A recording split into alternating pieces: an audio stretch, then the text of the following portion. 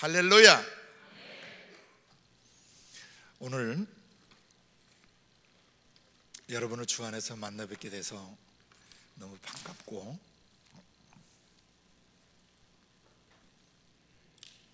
짧은 3일 기간 동안이지만 우리 안에 계신 성령께서 우리 각 사람에게 필요한 것들을 또 말씀해 주시리라고 믿습니다. 특별히 이번 3일간의 짧은 그 집회는 성령 안에서 하나님 아버지와 우리 사이에 깊고도 친밀한 사귐과 만남, 우리의 가슴속 깊은 곳에서 아버지 하나님을 가슴으로 만나는 그런 삶이 무엇인가를 중점적으로 다루게 될 것입니다. 그래서 아가서 본론을 다루기 전에 좀 서론부에 성령이 우리 안에서 행하시는 중요한 몇 가지 것들을 좀 나누고, 그 다음에 오늘 함께 읽으셨던 아가서 본문을 다루도록 하겠습니다. 먼저 고린도전서 2장 9절을 좀 펴보시길 바랍니다. 2장 9절에서 11절 말씀을 함께 좀 읽습니다.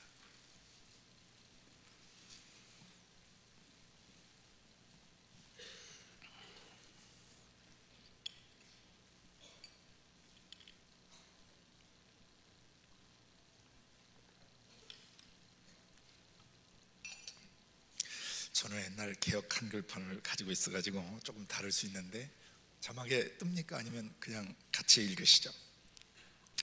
기록된 바 하나님이 자기를 사랑하는 자들을 위하여 예비하신 모든 것은 눈으로 보지 못하고 귀로도 듣지 못하고 사람의 마음으로도 생각지 못하였다 함과 같으니라.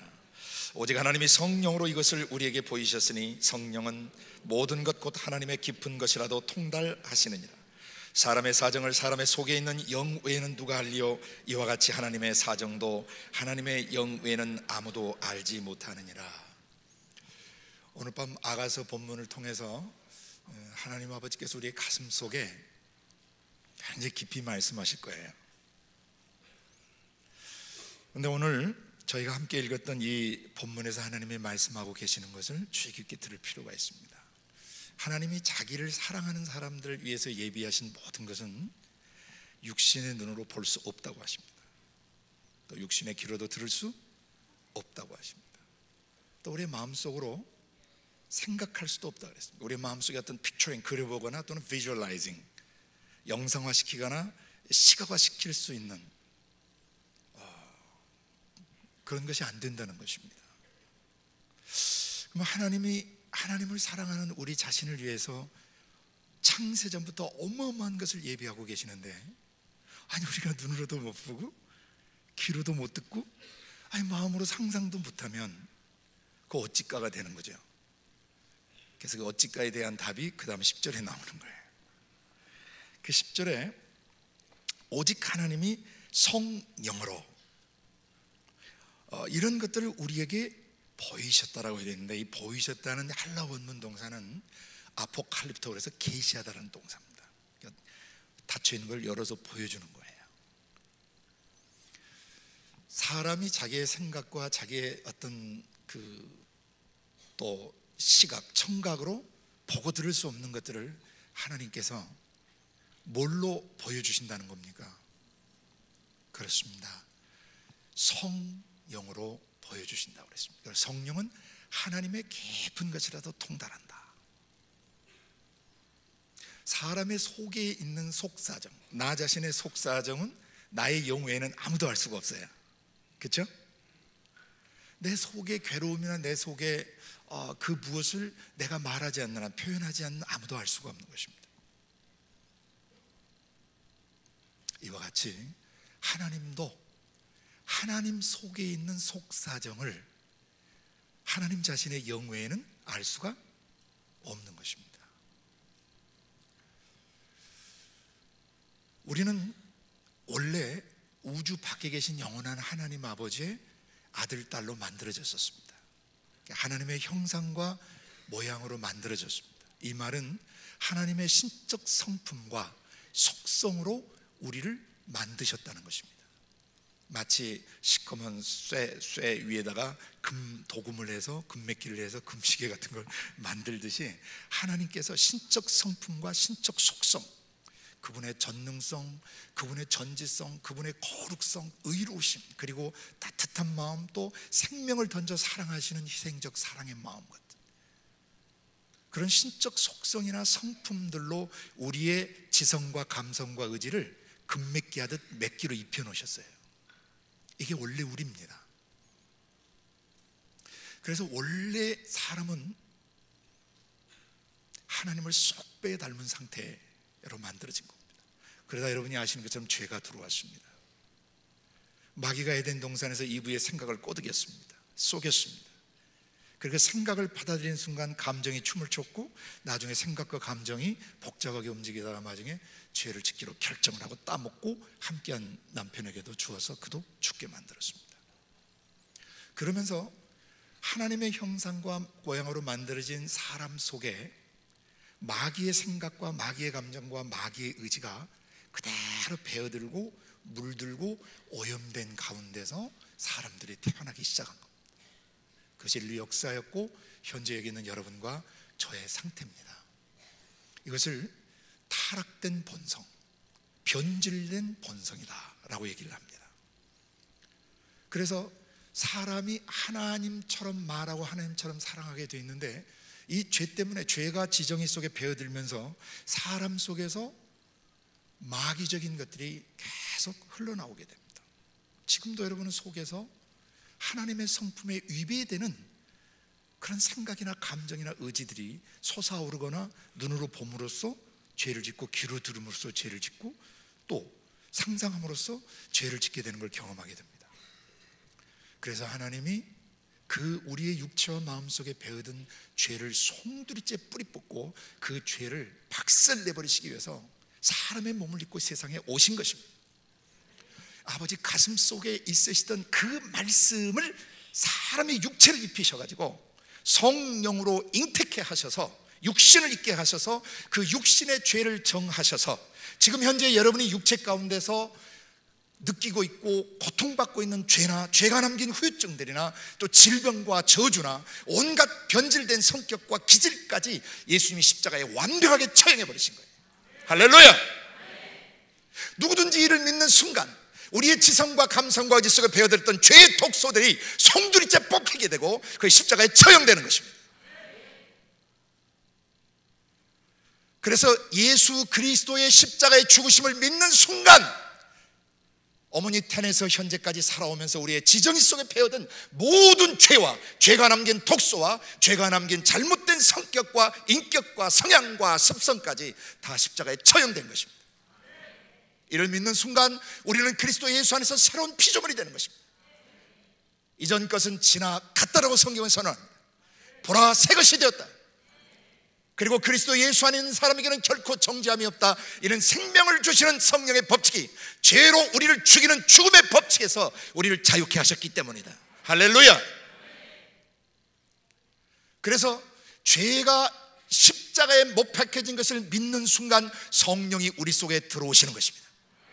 우주 밖에서 전 우주를 통치하고 계시는 만왕의 왕이 예수 믿는 사람들의 생각을 타고 믿음으로 우리 속에 들어오셔서 좌정하신 거예요. 약속하셨습니다. 세상 끝날까지 내가 너와 항상 함께하겠고 영원히 너와 함께하겠다고 약속하셨습니다. 왜 성령이 우리 속에 오셨습니까? 우리 영 스스로 노력하고 애써서 거룩해질 수 없기 때문입니다. 우리가 마음 먹어서 우리가 결심해서 올바른 삶을 살아낼 능력이 없기 때문입니다. 그것은 우리의 살아온 삶이 것을 증거해 줍니다. 우리는 내주에 계시는 성령이 없이는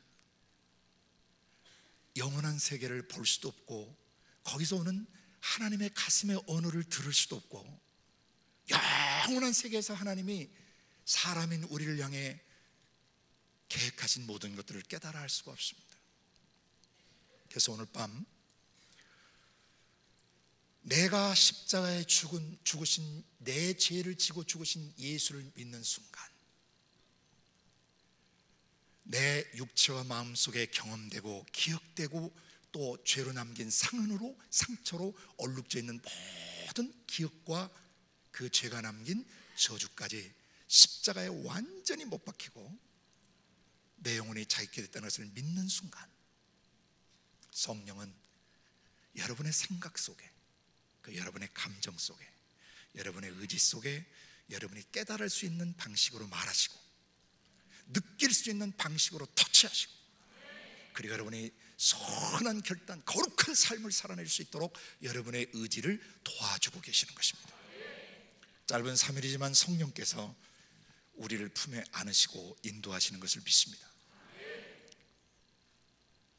성경 맨 처음에 태초에 하나님이 천지를 창조하셨다고 말씀하시고, 그때 창조된 땅 지구는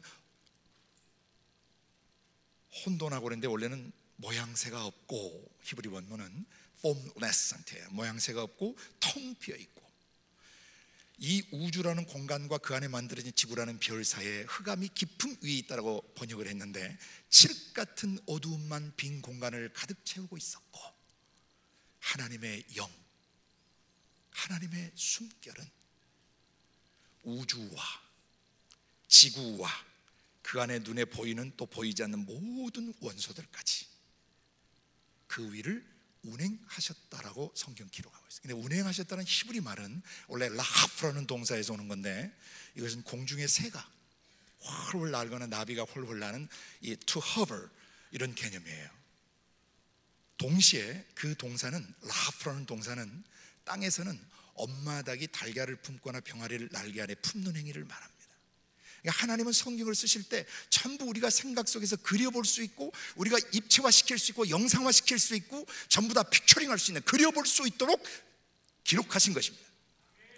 우리 안에 계신 성령께서 이 기록된 창세기 1장부터 2절 3절의 말씀을 우리의 지성과 감성과 의지 속에 경험시켜 주실 때 우리에게는 하늘이 열리는 것입니다. 하나님의 가슴이 보이는 것입니다. 영원전에 하나님의 마음속에 품었던 뜻과 계획들이 나의 가슴 속에 경험되기 시작하는 것입니다. 하나님을 만나는 것입니다. 가슴과 가슴을 주고받는 대화와 교제가 시작되는 것입니다. 오늘 밤 하나님의 성령은 창세 때부터 전 우주가 멸망하는 지구의 마지막 순간까지 변함없이 성령으로 전 인류 역사 위에 나비처럼 새처럼 나르시며 모든 인류를 그 날개 아래 품으시고, 그리고 믿는 자들 속에는 마음속까지 들어오셔서 우리 속에서 말씀하시는 것입니다. 창세기 1장 3절은 이렇게 시작됩니다. 하나님이 가라사대, 하나님이 말씀하시기를 빛이 있어라. 맨 처음 성령이 하시는 사역이 뭐냐면은 말하시는 사역을 하세요. 아멘. 여러분은 여러분 자신을 나타낼 때 눈빛도, 이게 눈짓도 하고 손짓도 하고 뭔가 이렇게 표정도 짓고 여러 가지 동작 제스처도 취해보지만 그것은 정확한 의사소통을 할 수가 없어요. 내 마음속에 내가 생각하고 느끼고 결정한 것을 뭘로 표현해야 됩니까? 말. 사람이 자기의 모든 것을 가장 정확하게 커뮤니케이션하는 방식은 말로 하거나 글로 쓰는 것입니다. 어떤 사람들이 어떤 사람에서 옳다 그르다 이렇다 저렇다 얘기할 때 결국 당사자가 와서 기다 아니다라고 얘기하면 끝나는 거예요. 그죠? 만약 그가 법정에서 거짓말을 하게 되면 위증죄로 그런 벌을 받게 돼요. 그래서 사람의 최종 권위는 말에 있는 것입니다. 아멘. 여기 결혼하신 분들은 말 한마디 일생을 서로 맡기는 결혼하신 거예요. 결혼하자 그래서 결혼하셨잖아요. 말 한마디에 인생을 위탁한 거예요. 하나님께서도 최종 권위를 어디다 두시겠어요? 하나님 자신의 최종 권위를 어디다 두시겠어요? 말에다 두신 겁니다. 아버지 하나님이 우주 밖에서 그 마음속에 생각하시고 느끼시고 결정한 것을 하나님은 말로 표현하세요. 그 말로 하늘과 땅이 만들어지고요, 모든 것들이 모양새가 생겨나고 빛깔이 생겨나고 색상이 생겨나고 향기가 나오고 소리가 나기 시작한 것입니다. 뭐로부터? 아버지 영에서 나오시는 말씀으로부터 이 말씀이 구약 성경 시대는 선지자들의 가슴을 터치하고 선지자들의 손길을 통해서 기록되어지고 선지자들의 가슴을 통해서 대언되어지다가 이 모든 날 마지막에 그 말씀의 실체가 직접 사람의 모습을 입고 오셔서 3년 반 동안 이 땅에 사시면서 우리 죄를 지시고 모든 병들을 고치시고 치유하시고 자유케 하시고 모든 상처와 아픔들을 치유하시고 망가지고 일그러진 자아상들을 원형으로 회복시켜 놓으셨습니다. 그리고 십자가에 죽으셨습니다. 장사한 지 사흘 만에 살아나셨습니다. 그리고 성령으로 믿는 사람들 속에 들어오셨습니다. 그래서 사도행전의 역사가 시작되었습니다. 계시록 1류 역사가 마쳐지는 그 순간까지 성령은 계속 말씀하시는 영이십니다.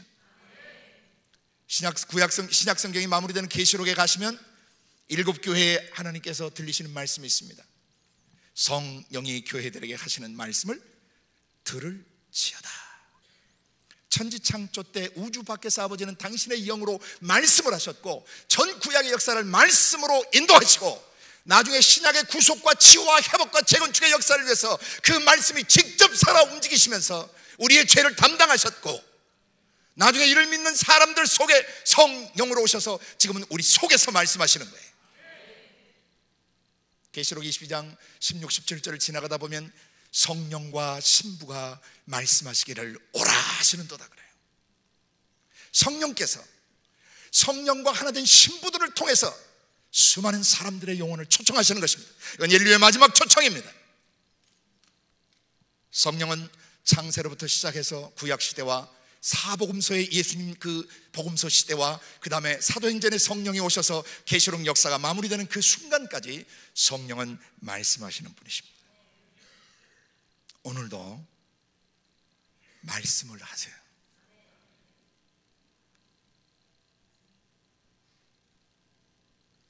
한 가지 우리가 영원한 영의 세계, 초자연의 세계와 우리가 사는 물질계 안에서의 이 커뮤니케이션하는 방식, 의사소통하는 방식을 조금 이해할 필요가 있습니다. 우리는 물질계 안에서는 이 소리를 통해서 의사소통을 합니다. 만약 진공 상태에 들어가면 입만 빡빡하지 소리는 전달되지 않습니다. 그러나 영의 세계는 그렇지 않습니다.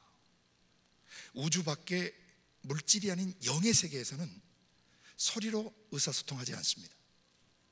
천사들이나 하나님의 성령, 육신이 없고 물질이 없으신 성령이나 육체가 없는 천사들은 어떻게 의사소통을 하는가? 상대방의 영체를 보면서 상대방 속의 생각을 읽으면서 대화합니다. 예수님이 잠깐 육신을 입고 땅에 계셨지만 육신 입고 계시는 날 동안 예수님이 서기관과 바리새인들이 속에서 궁시렁대는 거 읽으세요, 안 읽으세요? 읽으십니다. 우주 밖에 계실 뿐 아니라 우주 공간에 만물의 원소를 보좌 삼아 좌정하시고 땅을 발판 삼아 밟고 계시는 하나님께서 믿는 우리 속에 들어오셔서 우리에게 커뮤니케이션 할 때, 의사소통하실 때 우리의 생각을 읽으세요. 아멘. 하나님은 우리와 대화하실 때 우리의 생각을 터치하셔서 깨닫게 하세요. 일깨워지게 하세요. 인지하게 하세요. 인식하게 하세요. 알아먹게 하세요. 그게 하나님의 음성이에요.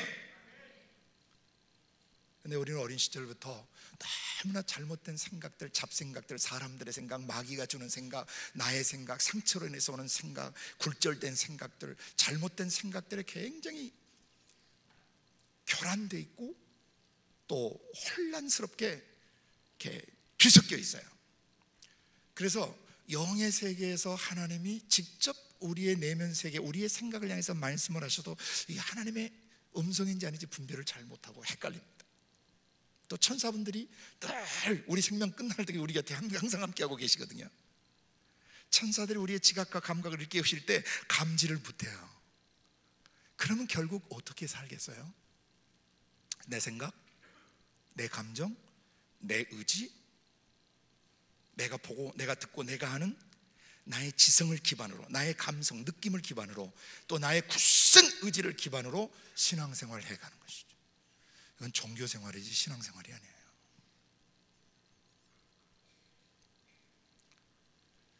종교 생활 뒤에는 종교의 영, 종교 귀신들이 있습니다.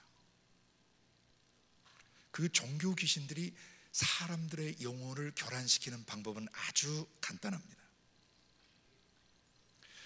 하나님이 살아계시지만 하나님이 안 보여. 하나님 살아계시다고 믿어요. 근데 하나님이 안 보여요. 그리고 생각으로나 감정으로나 자기 의지로나 살아계신 하나님하고 깊고도 친밀한 인격적 교제가 온전히 안 일어나요. 그런데도 계속 예배드려요. 헌금해요. 예배당을 주야장창 다녀요.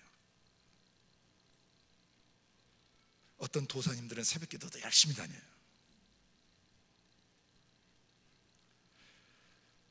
하나님이 나의 지성에 깨달아지지 않고 감성에 느껴지지 않고 내 의지적 결단 속에 만나지지 않는데도 신앙생활을 계속하시게 되면 그건 종교 귀신들에게 잡히시는 거예요. 그래서 하나님은 우리를 종교의 영으로부터 자유케 풀어주시기 원하시고, 하나님이 살아계셔서 우리 코에 숨결을 주고 계시고 우리의 신경세포 조직 하나하나 60조개가 넘는 우리의 최소 생명단인 세포 위에 친히 좌정하셔서 우리가 자는 순간에도 신진대사가 되게 하시고 메타볼리즘이 계속 진행되게 하시고 우리가 걸을 때 모든 것이 알아서 움직이게 하시고 물체가 오면 눈을 감게 하시고 피하게 하시고, 하나님의 성령께서 우리를 얼마나 정확하고 온전하게 인도하고 계시는지 지각을 열어서 인식해야 되는 것입니다. 하나님과 천사들은 지금도 우리의 생각을 통해서 말하는데, 그러면 어떤 생각들이 하나님께로부터 오는 생각인가? 마귀로부터 오는 생각은 어떤 것인가? 로마서 8장 5절에 성령으로부터 오는 생각의 특징 두 가지가 있어요. 생명력과 평안이 있어요. 활력과 평안이 있어요. 근데 마귀로부터 오는 생각은 하면 할수록 사람이 죽어가요. 힘들어지고 눌리고 절망스럽고 그리고 신경질 나고 짜증나고 괴롭고 화가 치밀어 오르고, 그건 전부 마귀의 영에서 나오는 생각들이에요. 하나님의 성령도 우리의 생각에 커뮤니케이션 하지만은 마귀도 사람의 생각에다가 커뮤니케이션 하는 것입니다.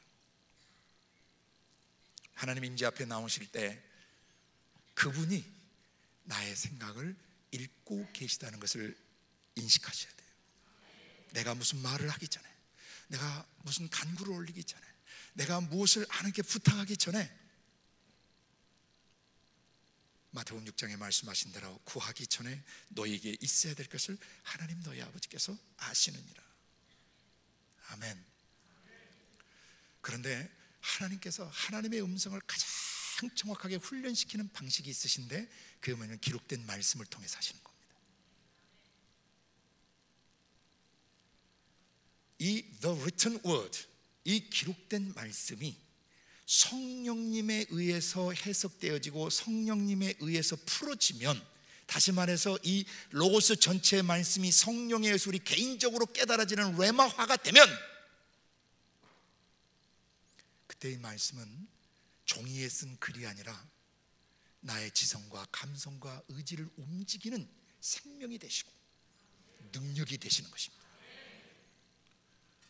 평상시 여러분은 아가서를 쉽게 이해할 수 있는 책은 아니란 거 읽으시면서 뭐 헷갈리기도 하고 이게 뭔 소리인지 잘 알아먹지 못하고 뭔가 많은 시어들이 낱말들이 막 왔다 갔다 하는데 굉장한 것 같은데 이게 가슴에 깊이 와닿지 않은 그런 조금 생소한 책일 수 있습니다. 제가 먼저 성령님은 우리 속에서 말하시는 분이시다. 마태복음 10장 20절에 보시면 예수님이 이런 말씀해 주십니다. 말하는 이는 너희가 아니라 너희 속에서 말하는 자 곧 너희 아버지의 영이시니라, 이렇게 돼 있어요. 그러니까 아버지의 영, 그 영이라는 것은 원래 히브리어의 루아흐, 그래서 우리말로 옮기면 숨결을 말합니다. 이게 원래 이 숨결이 원래 영이라는 뜻이에요. 그러니까 하나님이 뭐 하시는 분이에요? 숨을 쉬는데 이건 영원한 숨결이세요. 누구에서 만들어진 숨결이 아니에요. 자존하시는 영원한 숨결이신데, 하나님 이 숨을 쉬시면서 뭐 하시냐면 말하세요. 여러분도 사람 처음 만들 때 어떻게 만졌는지 기억하시죠? 흙사람, 흙으로 된 육체를 만들어 놓으시고 코에다 뭘 불어 놓으셨어요? 생명 숨결을 불어 놓으셨더니 사람이 뭐가 됐어요? 우리말은 생명이 되었다라고 번역했는데 이걸 영어로 좀 풀었으면 breathing being, 숨 쉬는 존재가 되었더라. 이게 영이에요. 숨결, 숨 쉬는 존재가 영입니다. 근데 이 숨 쉬는 존재는 단순히 생물학적으로만 쉬고 있는 게 아니에요. 육체 속에 있을 때는 생물학적으로 숨을 쉬는 것 같지만 육체의 생명이 떠날 때 뭐가 떠나죠? 코에서 숨결이 떠나. 아무리 건강하도 심장이 먹고 숨을 안 쉬면 어떻게 되는 거예요? 죽은 거예요. 그래서 여러분이 오늘부터 이 숨 쉬는 것에 대한 인식을 새롭게 하시길 바랍니다. 이것은 육체 안에서 쉴 뿐만 아니라 육체를 떠나도 계속 숨을 쉽니다. 영원한 겁니다. 왜냐하면 영원하신 하나님이 영원한 숨결을 집어넣기 때문에. 예수를 믿어도 영원히 숨을 쉬고 예수를 안 믿어도 영원히 숨을 쉬는데, 예수를 안 믿으면 하나님과 단절된 곳에서 영원히 숨쉬며 살아야 돼요. 예수를 믿으면 그 숨결이 아버지 심장에서 내게 흘러나왔다는 것을 믿기에 그 생명 숨결의 근원지 천국으로 들어가는 것입니다. 자기가 숨쉬고 있는 근원이 하나님인 것을 믿는 사람들은 하나님 아버지께로 돌아가는 거예요.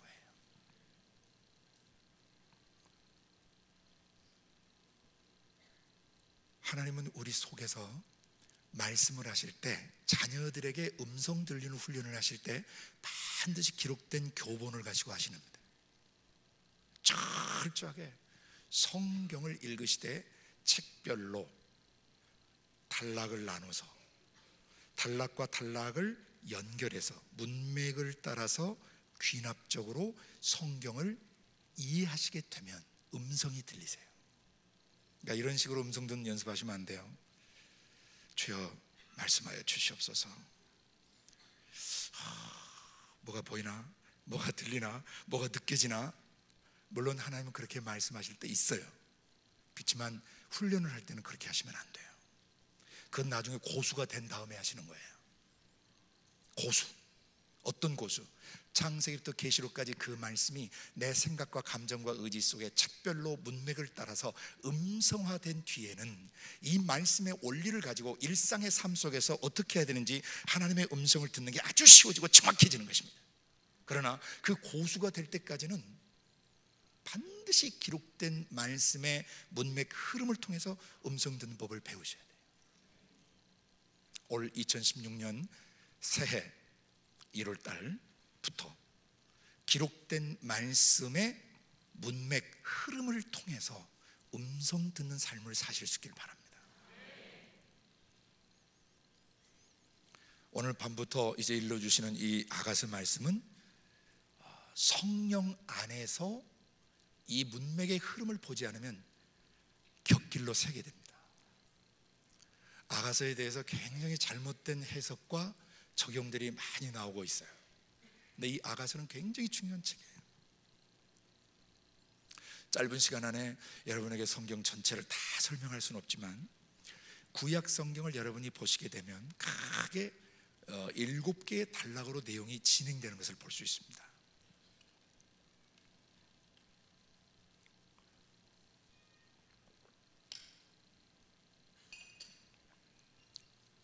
이제 저를 따라서 창세기부터 말라기까지를 원래 한 5분이면 여러분이 이해하실 수 있는 거, 그 비결을 오늘 밤에 특별히 알려드리는 거예요.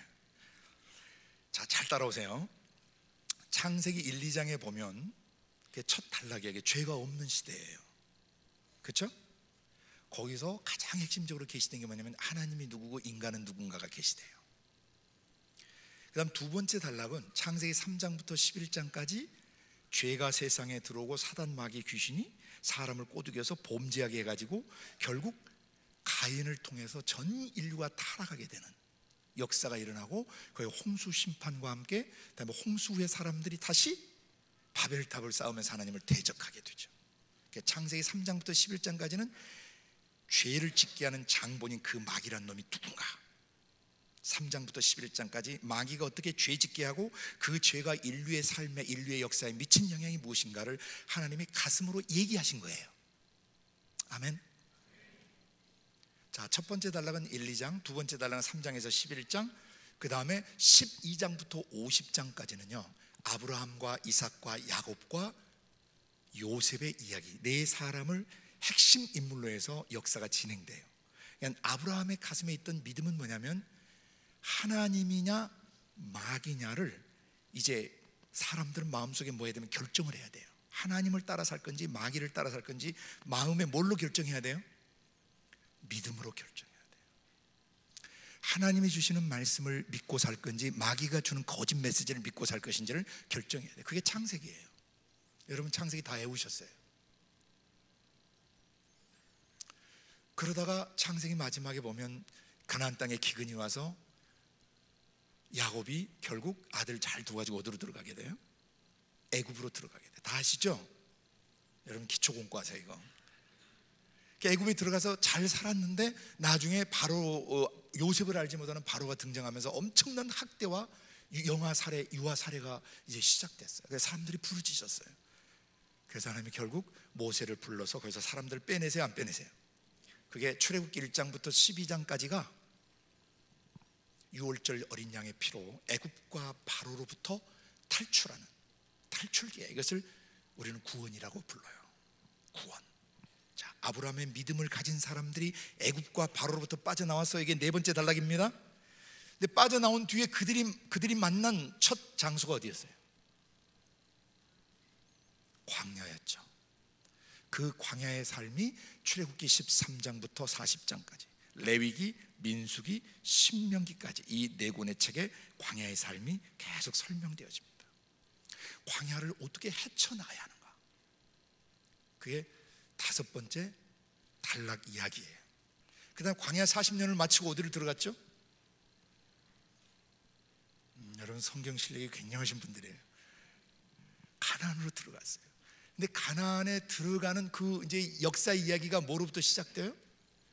여호수아서, 사사기, 룻기, 사무엘상, 사무엘하까지 400년이 넘는 기나긴 시간 동안 가나안의 풍속과 규례를 정복하고 다스려야 돼요.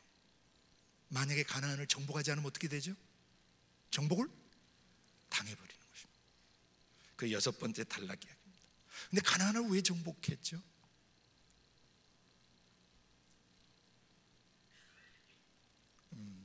생각을 안 해보셨기 때문에 제가 이제 좀 도와드리겠어요.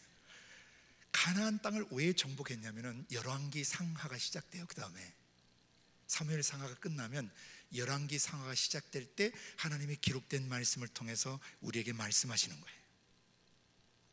왜 가나안을 정복했는가? 가나안은 지옥을 향해서 아주 가슴의 문을 활짝 열어버린 사람들이에요.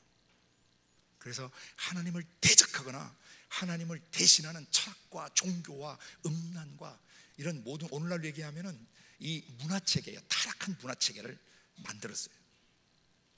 그것을 정복해서 그곳에 하나님이 뭘 세우시려고 했냐면 예루살렘을 세우시려고 하신 거예요. 아멘. 그래서 솔로몬 왕이 아버지 다윗으로부터 이 성전 설계의 도면을 전달받고 즉위한 지 4년 만에 예루살렘 성전을 짓기 시작해서 7년 만에 완성합니다. 그리고 그 뒤의 역사는 열왕기 상하부터 말라기까지 29권의 역사는 예루살렘 성전을 중심으로 한 하나님의 신정 통치 역사예요. 첫째는 하나님이 왕들을 통해서 신정 통치, 신이 직접 세상을 왕들을 통해서 다스리길 원했지만 그 왕들 대부분이 꼭지가 돌았어요. 북왕국에서는 한 명도 선한 왕이 안 나오고 남왕국에서는 간혹 몇 명 나오기는 나왔는데 그것도 좀 한 가지 흠이 있거나 좀 문제들이 있어요. 완전히 완벽했던 사람은 요시야 왕 한 사람밖에 없어요. 그러니까 하나님의 입장에서는 왕들을 통해서 이 세상의 죄를 다스리고 죽음을 다스리고 질병을 다스리고 사람을 치유하고 회복해서 창조의 원형을 회복시켜 주려고 했지만 왕들을 통한 신정 통치는 실패한 것입니다. 그래서 그 역사 이야기가 열왕기 상하는 제1성전 시대를 그리고 있어요. 결국 북왕국 남왕국 다 망한 거 여러분 들으셨죠? 그러다 제2성전 시대는 역대상하부터 에스라, 느헤미야, 에스더까지 5권의 책은 제2성전 시대 포로 기환 후 70년 후 포로 기환에 돌아와서 다시 두 번째 성전을 지을 수 있도록 은혜를 입었어요. 그래서 두 번째 성전 짓던 이야기가 역대상하와 스느의 5권의 책이에요. 근데 세 번째 시문학이라고 불리는 욥기, 시편, 잠언, 전도서, 아가서. 오늘 우리가 이제 3일간 아가서를 다뤄야 되는데 이 아가서의 위상과 위치를 구약 성경 전체 속에서 이해하셔야 되기 때문에 지금 이 설명을 먼저 드린 거예요. 자, 그러면 욥시, 잠전하라고 하는 이 5권의 책은 왜 거기다 끼워 놓으셨느냐? 제1성전 시대에 실패했어요, 안 했어요? 제2성전 시대도 마지막 실패했을까요, 안 했을까요? 예, 말라기서가 제2성전 시대 마지막이에요. 말라기서 보시면 제대로 산 것 같아요, 안 산 것 같아요? 제2성전 시대에 실패했습니다. 그리고 이스라엘 역사는 신구약 중간사라고 하는 400년이 넘는, 말라기가 440년대 BC 440년대에 활약했던 선지자인데 예수님이 오시기까지 400년이 넘는 세월 동안 이스라엘 사람, 믿는다고 하는 사람들은 이 세상 제국들에게 짓이게 지고 다스려지고 초토화되어 버렸어요. 첫 번째 성전 시대, 두 번째 성전 시대에 기회를 줬지만 그걸 놓치면 사람의 영혼이 지옥 가는 것을 상징하는 것입니다. 그런데 제1성전 시대와 제2성전 시대 다음에 시문학서라고 하는 이 5권의 책을 하나님이 배열하신 이유, 그것은 이 5가지 책은 지상 생활에 있어서, 예루살렘 성전된 성도들의 지상 삶에 있어서 가장 중요한 교본이기 때문이에요. 1성전 시대가 왜 실패하고 2성전 시대가 왜 실패했냐면 욥, 시, 잠, 전, 아, 이 5권의 책에 나오는 내용들을 그 속사람 영혼이 제대로 살아내지 못했기 때문에 그래요. 욥기는 잘 아시다시피 고난의 책입니다. 이 세상 사는 날 예루살렘 성전된 우리들은 어떤 사람도 욥이 당했던 고난과 같은 고난을 피해갈 수가 없습니다. 아멘. 그 다음 시편은, 욥은 그냥 그 7가지 재앙을 당했지만 시편은 150편 내에 우리가 세상 살면서 겪게 되는 숱한 시련과 역경과 상처와 아픔과 질병과 죄짓고 고통하는 것들과 회개하는 것들과 또 하나님을 송축하는 것들과 하나님을 찬양하는 것들과 하나님을 기도하는 내용들로 꽉 차 있어요. 그러니까 전반적으로 시편은 찬양과 기도의 시예요. 다시 말해서 자기 인생에 불어닥치는 시련과 역경이 올 때 그 문제 속에 함몰되지 않고 기도와 찬양과 하나님의 주권적 통치를 선포하면서 그 문제를 기도로 승화시키고 찬양으로 승화시키는 삶을 가르쳐주는 것입니다. 150편은 교본이에요. 아멘. 그 다음에 잠언은 지혜서인데 3가지 중요한 관계를 다루는 지혜서. 우리가 세상 살면서 3가지 관계를 떠날 수가 없어요. 하나님과의 나와의 관계, 나와 또 다른 사람과의 인간 대인 관계, 그 다음에 대물 관계. 이 3개의 관계를 어떻게 지혜롭게 해야 선하고 의로운 예루살렘 성전으로 살아갈 수 있는가. 그 다음에 전도서는 전 세계 동서양의 모든 철학서를 요약한 책이에요. 왜 사는가, 뭘 위해 살아야 되는가, 무엇이 가장 가치 있는 삶인가, 내가 왜 이렇게 고통스럽게 일하면서 살아야 되고, 내가 왜 이렇게 이 세상에서 살아야 되는가, 이 삶의 마지막 끝은 무엇인가, 죽은 뒤에 사람은 어떻게 되는가, 이런 인간의 모든 철학적인 질문에 대해서 12장으로 요약해서 하나님이 말씀하신 겁니다. 솔로몬이라는 사람을 대표로 세워서 엄청나게 돈이 많은 사람이에요. 그는 한 달 세금 수입만 받아들이는 것도 300억에서 400억이 넘습니다. 한 달에. 그리고 그가 지었던 솔로몬 성전은 금이 8톤 트럭으로 20몇 대 분량 정도 되고요, 동과 철까지 다 하면요, 구리까지 다 하면요 8톤 트럭 1400대 분량으로 지어진 성전입니다. 여러분, 이 세상에 그런 집 가진 사람이 있겠어요? 그리고는 왕이었습니다. 그리고 그는 신적 지혜를 가지고 아주 해박한 지식과 오늘날 얘기하면 PhD 같은 박사학위를 수십 개를 갖고도 남는 그런 사람이었습니다. 공부 그분 앞에서 얘기할 수 없습니다. 학문 그분 앞에서 얘기할 수 없습니다. 그는 동물학, 식물학, 철학, 심리학, 신학까지 완벽하게 이해하고 있는 놀라운 사람이었습니다. 그리고 여자도 전 세계에서 이쁜 여자 다 골라서 1000명 이상 데리고 있었습니다. 여성 편력도 굉장하신 분입니다. 자기 마음에 들고 좀 귀엽고 사랑스럽다고 생각되면 다 아내로 뽑았을 거예요. 1000명이 넘어요. 그리고 심심하셨는지 식물원도 만들고 뭐 댐도 만들고 도로도 만드시고 건축도 하시고 그러다가 마지막에 진짜 심심해지셨는지 인생이 사는 것은 즐거워야 되는데 유머가 있고 위트가 있어야 되는데 그래서 웃음학에 대해서 연구를 하다가 결론을 내리셨어요. 이분이 웃고 재밌게 사는 것이 인생이 아주 참 행복한 건데 자기가 웃음에 대해서 연구를 해봤더니 이것도 미친 짓이더라. 웃다가 결국 죽더라. 자, 정치, 권력, 명예, 학문, 여성 편력, 원하는 자기가 좋아하는 남자, 좋아하는 여자 다 가져가고 돈도 가질 만큼 가져봤는데 딱 한마디 하셨어요. 헛되고 헛되고 헛되더라. 그래서 인생의 본분, the whole duty of man, 인생의 본분이 뭐냐? is to fear God, 하나님을 경외하고 그분이 명령하신 계명을 잘 순종하며 사는 것이 인생의 본분이다. 그래서 돈에 눈이 멀고 권력에 눈이 멀고 명예에 눈이 멀고 여성 편력, 남성 편력에 눈이 멀고 소유욕에 탐욕에 눈이 멀어 일생을 살다가 수많은 사람들이 성전다운 성전을 살지 못하고 죽었다는 거예요. 제1성전 시대 실패한 이유가 바로 그거예요. 제2성전 시대 실패한 이유도 바로 거기에 있어요. 그래서 마지막 오늘 아가서는 지상 삶에서 가장 중요한 삶이 있는데, 성전된 예루살렘으로서 가장 중요한 삶이 있는데, 그게 뭐냐면 하나님을 사랑하고 사람을 사랑하는 것이다. 시문학 결론이에요.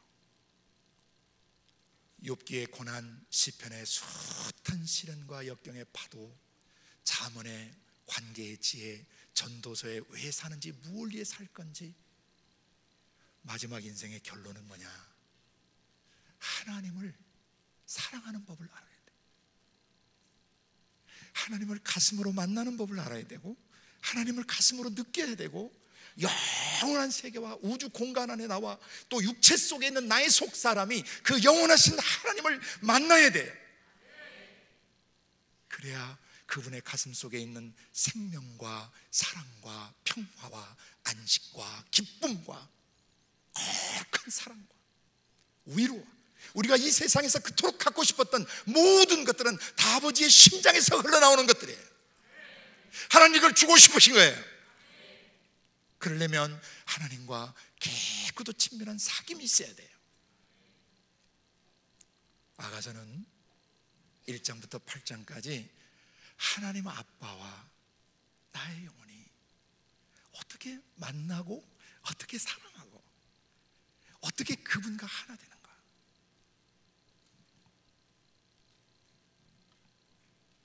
여러분 어린 시절에 큰바의 얼굴 단편 소설을 혹시 한번 읽어보신 적이 있으실지 모르겠어요. 어네스트라는 소년이 어려서부터 그 돈하고 인자가 생긴 큰바의 얼굴에 대한 전설을 듣고 자라게 되죠. 언젠가 이런 분이 우리 마을에 나타난다. 그러나 그가 일평생 살아온 동안 소위 말하는 큰바의 얼굴이라고 해서 나타났던 사람들은 뭐 그 지역 출신 장군, 정치인, 부자가 나타났는데 그들의 얼굴은 큰바의 얼굴과 오버랩이 되지 않았어요. 그러는 사이 그는 어느덧 노인이 됐고 석양 노을을 비추면서 실망한 마음으로 내려오던 그를 보고 어느 젊은이가 소리를 쳤어요. 보라, 큰바의 얼굴이다. The great stone face. 사람들이 다 봤습니다. 그게 누구였냐면 바로 어네스트였습니다. 바라봄의 법칙이라고 그러죠. 일평생 생각 속에 그 큰 바위 얼굴에 도누하고 인자한 모습을 그리다가 결국은 자기가 누구를 닮아버린 거예요? 큰 바위 얼굴을 닮아버린 것입니다. 그것을 쓴 작가는 나다넬 호돈입니다. 청교도 작가입니다. 근데 거기에 보면 어네스트가 목사라고 되어 있습니다. 그 큰 바위 얼굴은 예수님을 상징하는 것입니다.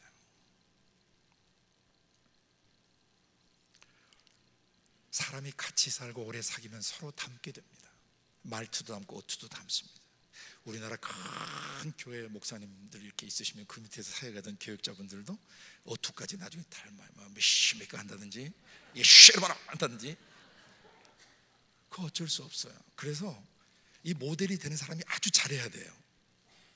그건 어쩔 수 없어요. 바라보면서 닮게 돼 있는 것입니다. 성경을 성령 안에서 문맥을 따라 쭉 읽어가시게 되면요, 그 말씀이 여러분의 생각과 감정과 의지 속에 배어드세요. 스며드세요. 그 말씀이 여러분의 생각을 터치하고 감성을 터치하고 의지의 결단을 도우실 때 우리는 점점 영광에서 영광으로 저와 같은 형상으로 빚어져 가는 것입니다. 성경 말씀이 우리에게는 큰 바위 얼굴이십니다. 그래서 이 아가새의 말씀을 읽으실 때 절대 여러분의 지성과 감성과 의지, 인간의 연애편지 읽듯이 읽으시면 안 돼요. 아가새의 특성 중에 하나는 하나님이란 낱말이 한 번도 안 나와요. 그래서 우리는 요한복음 5장 39절을 가슴에 깊이 간직해야 돼요. 너희가 구약 성경에서 영생을 얻는 줄 생각하고 구약 성경을 상고하거니와 이 구약 성경이 곧 나 예수에 대하여 증거하는 것이다. 아가서에는 하나님이란 낱말이 하나도 안 나오지만 예수님 뭐라고 증언하셨어요? 이 구약 성경은 나 예수에 관하여 말하는 것이다. 그러니까 아가서는 한 남자와 여자의 사랑 이야기처럼 꾸며져 있지만 이것은 하나의 학습 도감이에요. 한 남자와 여자가 깊이 사랑하는, 저는 평생에 연애 편지를 여러 번 읽어봤지만은 이런 연애 편지를 한 번도 읽어본 적이 없어요. 이렇게 차원 높은 연애 편지를 쓸 수 있는 사람이 얼마나 되겠어요? 그래서 하나님이 그 당시 중동, 그 당시 중근동에서 사람들이 이런 연애시 같은 것을 만들어서 막 그 오늘날로 얘기하면은 뭐죠? 그 오페라나 또 뭐죠? 그 뮤지컬 하는 것처럼 그때 당시 뮤지컬이에요, 이게. 그 시대 당시에. 그래서 남자의 여자를 향한 사랑이나 여자의 남자를 향한 사랑을 막 고백하는데 그 중에서 하나님의 성령께서 인간 세상에 보편적 언어로 쓰여진 이 내용을 채택하셔서 하나님이 말씀하시려고 하는 게 있는 거예요. 한 남자의 여자를 향한 사랑, 한 여성의 남성을 향한 그 사랑보다 하나님의 사랑은 비교할 수 없이 깊고 넓고 차원이 높다. 이 예문이 있어야 하나님이 인간 세상에 사는 사람들에게 이해할 수 있도록 말하실 수 있기 때문에 이 솔로몬의 아가서라고 하는 책을 정경으로 택해 주신 것입니다. 그러니까 이것은 연애 편지 형식처럼 돼 있지만은 연애 편지가 아니에요. 하나님, 신랑 되신 하나님과 신부된 교회가 어떻게 관계해야 되는 것을 가르치는 책입니다. 아멘. 그러면 이제 아가서로 돌아가 봅니다.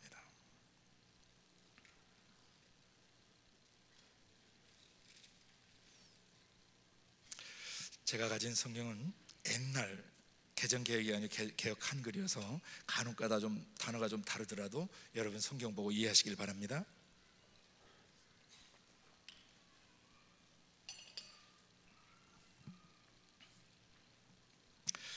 아가서는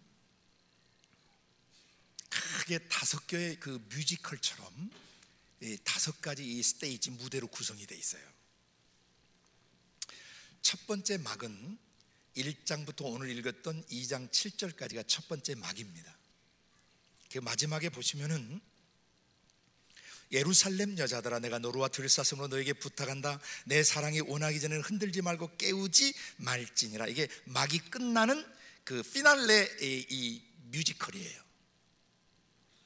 그리고 두 번째 막, 두 번째 큰 단락은 2장 8절부터 3장 5절까지입니다. 이건 내일 다룰 겁니다. 5절에 보시면 예루살렘 여자들아 내가 너로와 들사슴으로 너에게 부탁한다. 사랑하는 자가 원하기 전에는 흔들지 말고 깨우지 말지니라. 또 피날레가 똑같죠. 그래서 성경을 여러분이 좀 주의 깊게 읽으시면 이 그 뮤지컬처럼 오페라처럼 이게 하나의 스토리를 가지고 이게 전개되고 있다는 것을 발견하시게 됩니다. 그다음 세 번째 단락, 성경에 이렇게 빗금으로 이렇게 사선으로 표시해 놓으세요. 3장 6절부터 5장 1절까지가 세 번째 단락, 세 번째 막입니다. 그 다음에 5장 2절부터 6장 3절까지가 네 번째 단락, 네 번째 막입니다. 5장 2절부터 6장 3절 5263으로 외우시면 돼요. 52, 먹는 오이 생각하시든지 5263. 그 다음에 6장 4절부터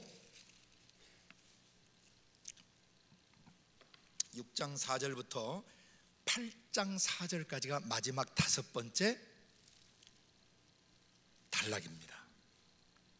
이게 막이 이 다섯 개 막으로 구성이 되어 있어요. 이 노래의 흐름이, 이 시의 흐름이 다섯 개 막으로 구성되어 있어요. 그러다가 8장 5절부터 끝절까지는 결론입니다. 그래서 이것을 이 짧은 3일 시간 안에 아가서를 세세하게 다 다룰 수는 없지만 여러분이 혼자 아가서를 읽으실 때 어떤 방향성, 아버지 하나님이 뭘 말씀하시는가 하는 큰 틀, 큰 음성을 중심으로 읽으실 수 있도록 도와드리려고 이 지금 막을 여러분에게 먼저 소개해 드렸습니다. 그래서 첫 번째 막은 사랑의 시작을 다뤄요. 사랑의 시작.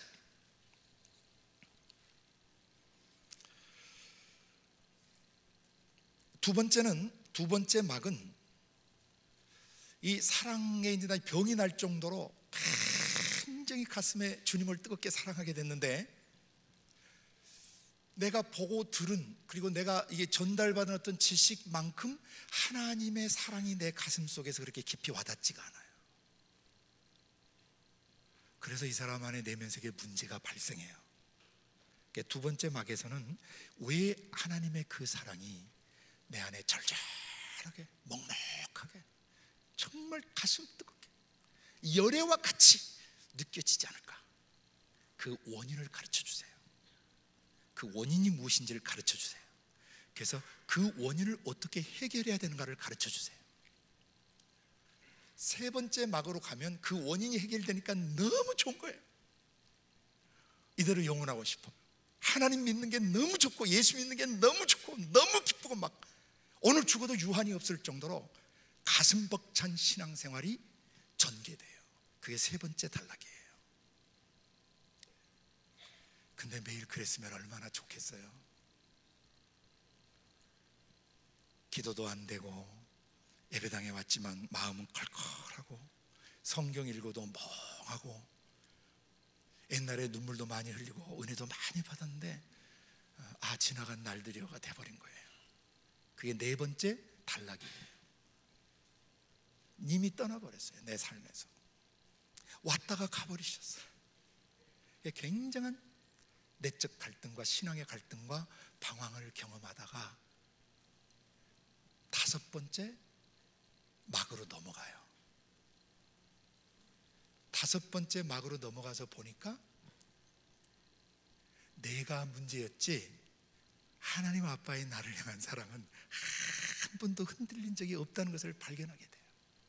그래서 네 번째는 갈등, conflict, 어떤 삶의 spiritual storming, 영적으로 막 그 괴롭고 혼란스러운 시간을, 갈등의 시간을 겪다가 다섯 번째 막에 가서는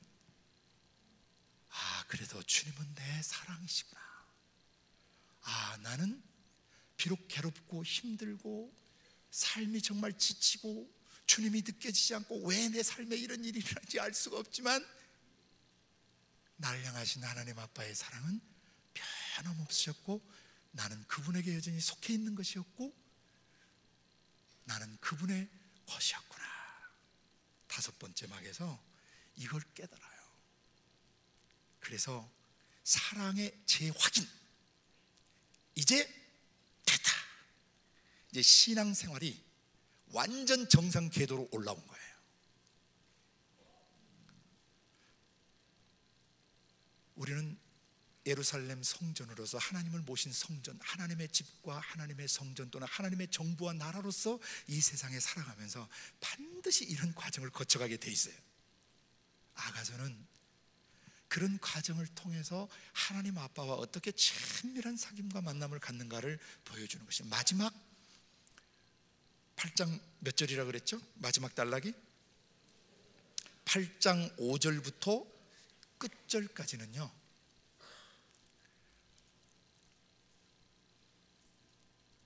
다섯 번째 막에서 사랑을 재확인한 다음에는 이 여자가 충격적인 고백을 해요. 님의 심장에 나를 새기십시오. 님의 팔뚝에 도장 새기듯 나를 새기십시오.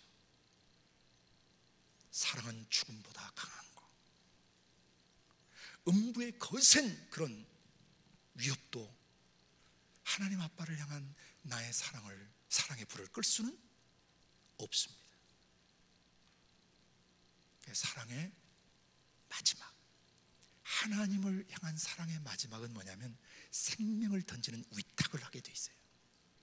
이것은 부부간에도 마찬가지고 친구간의 우정도 마찬가지고 다음에 형제끼리의 우정도 사랑도 마찬가지고 그리고 목자와 양 사이의 관계에서도 마찬가지입니다. 진짜 사랑하면요 생명을 던지게 돼 있어요. 진짜 사랑이에요. 그러니까 부부가 진짜 제대로 살아왔는지 안 살아왔는지를 보시려면 내가 내 아내를 위해서 목숨을 던질 수 있는가, 내가 내 남편을 위해서 내 목숨을 던질 수 있는가. 지금 그것이 가슴 깊은 데서 예스 그렇습니다 한 사람은 사랑을 완성하신 분이에요.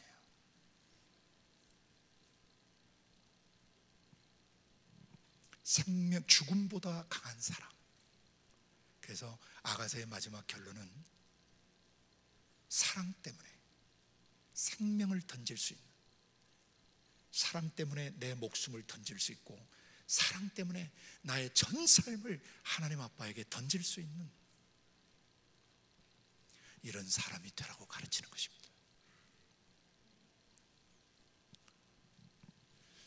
시문학 5권은 성도가, 예루살렘 성전된 성도가 지상 삶을 살아갈 때 반드시 거쳐갈 수밖에 없는 삶의 여정입니다.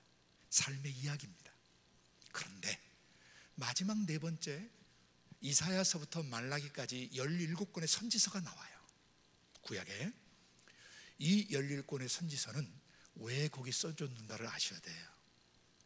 제1성전 시대 잘 살아보라고 하나님께서 솔로몬 성전 지어주시고 정말 눈에 넣어도 아프지 않을 사랑으로 사랑하시고 어떤 놈이든 예루살렘을 건드리거나 예수 믿는 놈 건드리는 놈이 있으면 나의 눈동자를 촉범하는 놈이라고 규정할 만큼 하나님이 생명 다해 사랑했어요.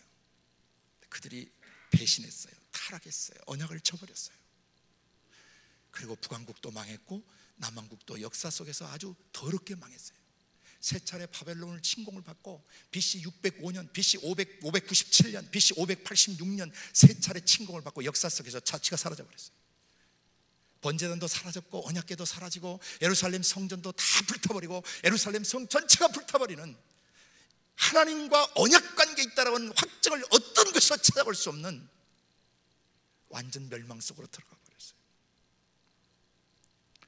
바로 제1성전 시대 때 그들은 하나님을 온전히 사랑하지 않았어요. 호세아가 북왕국 이스라엘의 멸망을 앞두고 에브라임아, 내가 네게 어떻게 했으면 좋겠느냐. 너의 하나님을 향한 사랑이 아침 안개 같고 잠시 있다가 사라진 구름 같다는 것이죠. 잠깐 하나님 사랑하고 뭔가 하나님 도움 주고 뭔가 하나님 나에게 보호가 되고 하나님이 나의 무슨 문제 해결사 되는 그때는 하나님을 붙잡다가 배 부르고 등 따시고 뭔가 삶의 문제가 있으면 절대 기도하지 않습니다. 하나님 찾지 않습니다. 여러분, 그런 사람에게다가 생명 걸고 사랑하면서 결혼할 수 있겠어요? 그런 사람에게?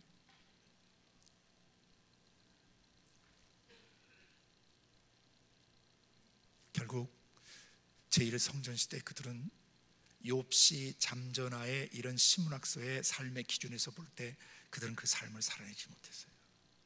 근데 70년간 노예 생활을 하고 돌아왔어요. 1차 포로기환, 2차 포로기환, 3차 포로기환까지 하나님이 기회를 주시면서 BC 538년에 시작해서 BC 445년까지 3차 포로 귀환의 역사를 이렇게 처음 예루살렘으로 돌아올 기회를 줬습니다. 돌아와서 그들은 성전을 짓고 울었습니다. 그러나 오래가지 못했습니다. 7, 80년을 넘기지 못하고 다시 타락했습니다. 역시 욥시, 잠전하의 삶을 온전히 살아내지 못했습니다. 그때 하나님이 제1성전 시대와 제2성전 시대 욥시, 잠전하의 삶을 살아내지 못할 때마다 천국 정부에서 특파원들을 보내셨던 게 그게 선지자들이에요. 제1성전 시대에 보냄받은 선지자들, 제2성전 시대에 보냄받은 선지자들, 선지서 마지막에 학개와 스가랴와 말라기서 세 권은 제2성전 시대에 그 시대에 특파된 천국의 지상 밀사들이었고 천국의 지상 특파원들이었던 것입니다. 그렇게 살지 말라, 돌아오라. 그래서 이 17권의 선지서는 우리 속사람 영혼이 성령을 좇지 않고 눈에 보이는 세상을 쫓아 살아갈 때 17권의 이 선지서가 우리의 가슴을 찌르는 것입니다. 그래서 17권의 선지서를 평생 지상 사는 날 동안 읽으셔야 합니다. 내 영혼이 아버지 하나님의 영혼과 온전한 관계에 있지 못할 때마다 17권의 선지서는 오늘도 살아서 우리의 지성을 치고 우리의 감성을 터치하고 우리의 의지의 회개를 촉구하며 아버지 하나님께로 돌아오라고 말씀하시는 책이에요. 그러면 큰 그림들은 이제 여러분이 대략 이해를 하셨어요. 큰 그림들. 자, 구약 성경을 요약하면요, 하나님이냐 마귀냐, 세 번째 단락 믿음으로, 아브라함의 믿음으로 결정해서 애굽과 바로적 타락된 인격으로부터 구원을 받아야 돼요. 믿음으로 구원받고 그 다음에 광야를 헤쳐나가는 법을 배워야 되고 가나안을 정복하는 법을 배워서 마지막 우리의 영혼과 육체가 뭘로 세워져야 됩니까?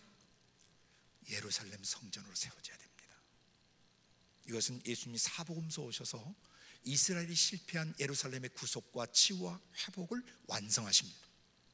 그리고 성령이 사도행전 시대의 사람들 속에 들어오셔서 구약성경 39권과 사복음서의 역사를 오늘의 우리의 삶에 재현하시는 것입니다. 할렐루야! 반드시 신약시대를 사는 교회 성도들은 내주에 계신 성령과 함께 구약의 삶을 살아내고 사복음서의 삶을 살아내야 정상적인 삶을 살아가는 것입니다. 그래서 오늘 또 내일 모레 3일간 이 아가서의 이 내용은 성경 전체에서 살아계신 아버지 하나님과 나 사이에 어떤 관계를 맺어야 되고 어떻게 그분을 사랑할 수 있고 어떻게 그분을 닮아갈 수 있고 어떻게 그분을 닮아서 예수 그리스도가 육신을 가지고 성령을 쫓아 살아가시면서 하나님의 아들의 삶을 보여주셨던 것처럼 내 안에 오신 성령에 의해서 나의 육신이 예수의 육체가 사용되듯이 나의 육신이 사용되고 나를 통해서 표적과 기사가 나타나고 나를 통해서 사람들이 치유되고 나를 통해서 사람들이 살아나고 내 속사람이 성령과 기록된 말씀에서 예수화되어가고 예루살렘 성전으로 건축되어가는 것처럼 나를 만나는 사람들의 영혼이 예수 닮은 성전으로 변화되어야 되고 회복되어야 되는 것입니다. 이것을 위해서 이 아가서는 너무너무 중요한 위치를 차지하고 있는 것입니다. 본문으로 이제 들어가겠습니다.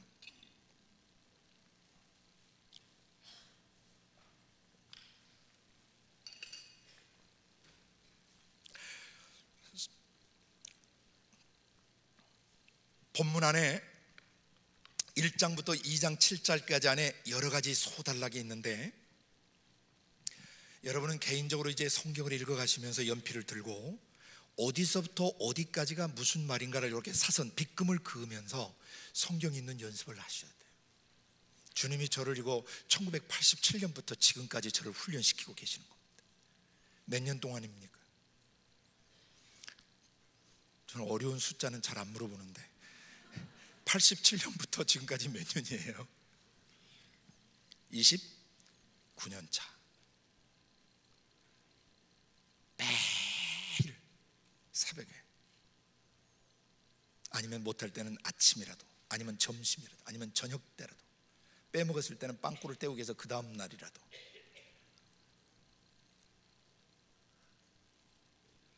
연필을 들고 성경을 문맥을 따라 읽어가면 하나님의 음성이 기록된 말씀을 통해서 들려요. 이 훈련을 오래 받으셔야 돼요. 여러분이 사역을 하기 전에, 또 사역자가 되기 전에, 또 구역장이나 어떤 셀의 지도자가 되시기 전에 반드시 기록된 말씀을 통해서 음성 듣는 법을 배우셔야 되는데, 오늘 그 한 모델을 여러분에게 소개해 드리는 것이에요.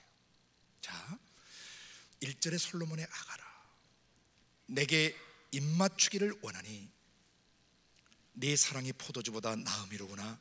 내 기름이 향기로 아름답고 내 이름이 쏟은 향기름 같으므로 처녀들이 너를 사랑하는구나. 왕이 나를 침궁으로 이끌어 들이시니 너는 나를 인도하라. 우리가 너를 따라 달려가리라. 우리가 너를 인하여 기뻐하며 즐거워하니 이 사랑이 포도주에서 진함이라. 처녀들이 너를 사랑함이 마땅하니라고 단락이 나뉩니다. 그러니까 연필을 들고 빗금을 쫙 그으셔야 돼요. 이렇게 사선을 쫙 그으시는 거예요. 그리고 이 첫 번째 소단락을 문맥을 따라서 보실 때 아주 주의하셔야 될 게 있는데, 한 문장 한 문장 속의 단어, 이 단어가 굉장히 중요해요. 근데 사람들은 건성으로 성경을 읽어버려요. 성경은 절대 읽어 제끼시면 안 돼요. 성경은 읽어 제끼는 책이 아닙니다. 백독하는 게 중요한 게 아니라 한 번 읽어도 똑바로 음성 듣는 게 중요해요. 성경은 기록됐기 때문에 읽을 수밖에 없지만 읽기 위한 책이 아닙니다. 같이 합시다. 성경은 읽기 위한 책이 아니고 음성을 듣는 책이다. 성경을 읽는데 음성을 못 들으면 헛읽은 것이에요. 음성이 어떻게 들리는가 오늘 밤에 잘 보시길 바랍니다. 제가 없더라도 여러분 혼자 어디서든지 기록된 말씀을 통해서 음성 듣는 훈련을 하실 수 있어요.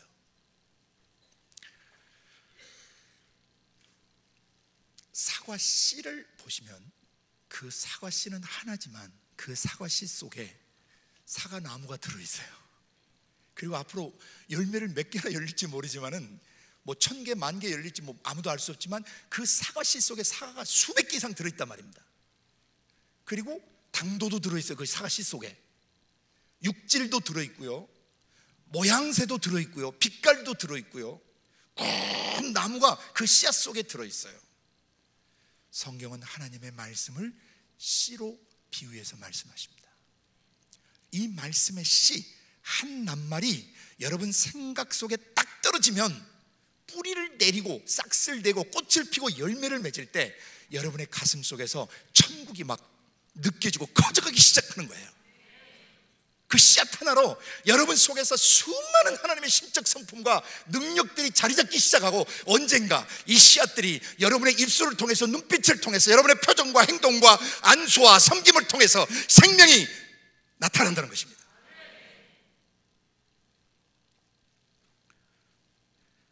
첫 번째, 내게 입맞추기를 원하니 네 사랑이 포도주보다 나음이로군. 원래 성경을 번역할 때 이렇게 번역하면 안 됩니다. 반말을 쓰면 안 되는 겁니다. 내 사랑이 아닙니다. 당신의 사랑입니다. 그러니까 아까 전제했던 것처럼 이 편지는 연애편지 형식으로 썼지만 저는 연애편지 형식으로 읽지 않고 주님과 우리와의 관계로 바로 직역해서 들어갈 것입니다. 아멘. 내게 입맞춰 주시기를 원합니다. 당신의 사랑이 포도주보다 낫습니다. 여기에 입맞춤이라는 단어가 사과씨 같은 거예요. Kiss me with the kisses of your mouth, 그렇게 돼 있어요. 그러니까 애들하고 이렇게 놀 때 애들이 어쩔 때 지가 와서 엄마 귀 잡고 뽀뽀할 때가 있어요.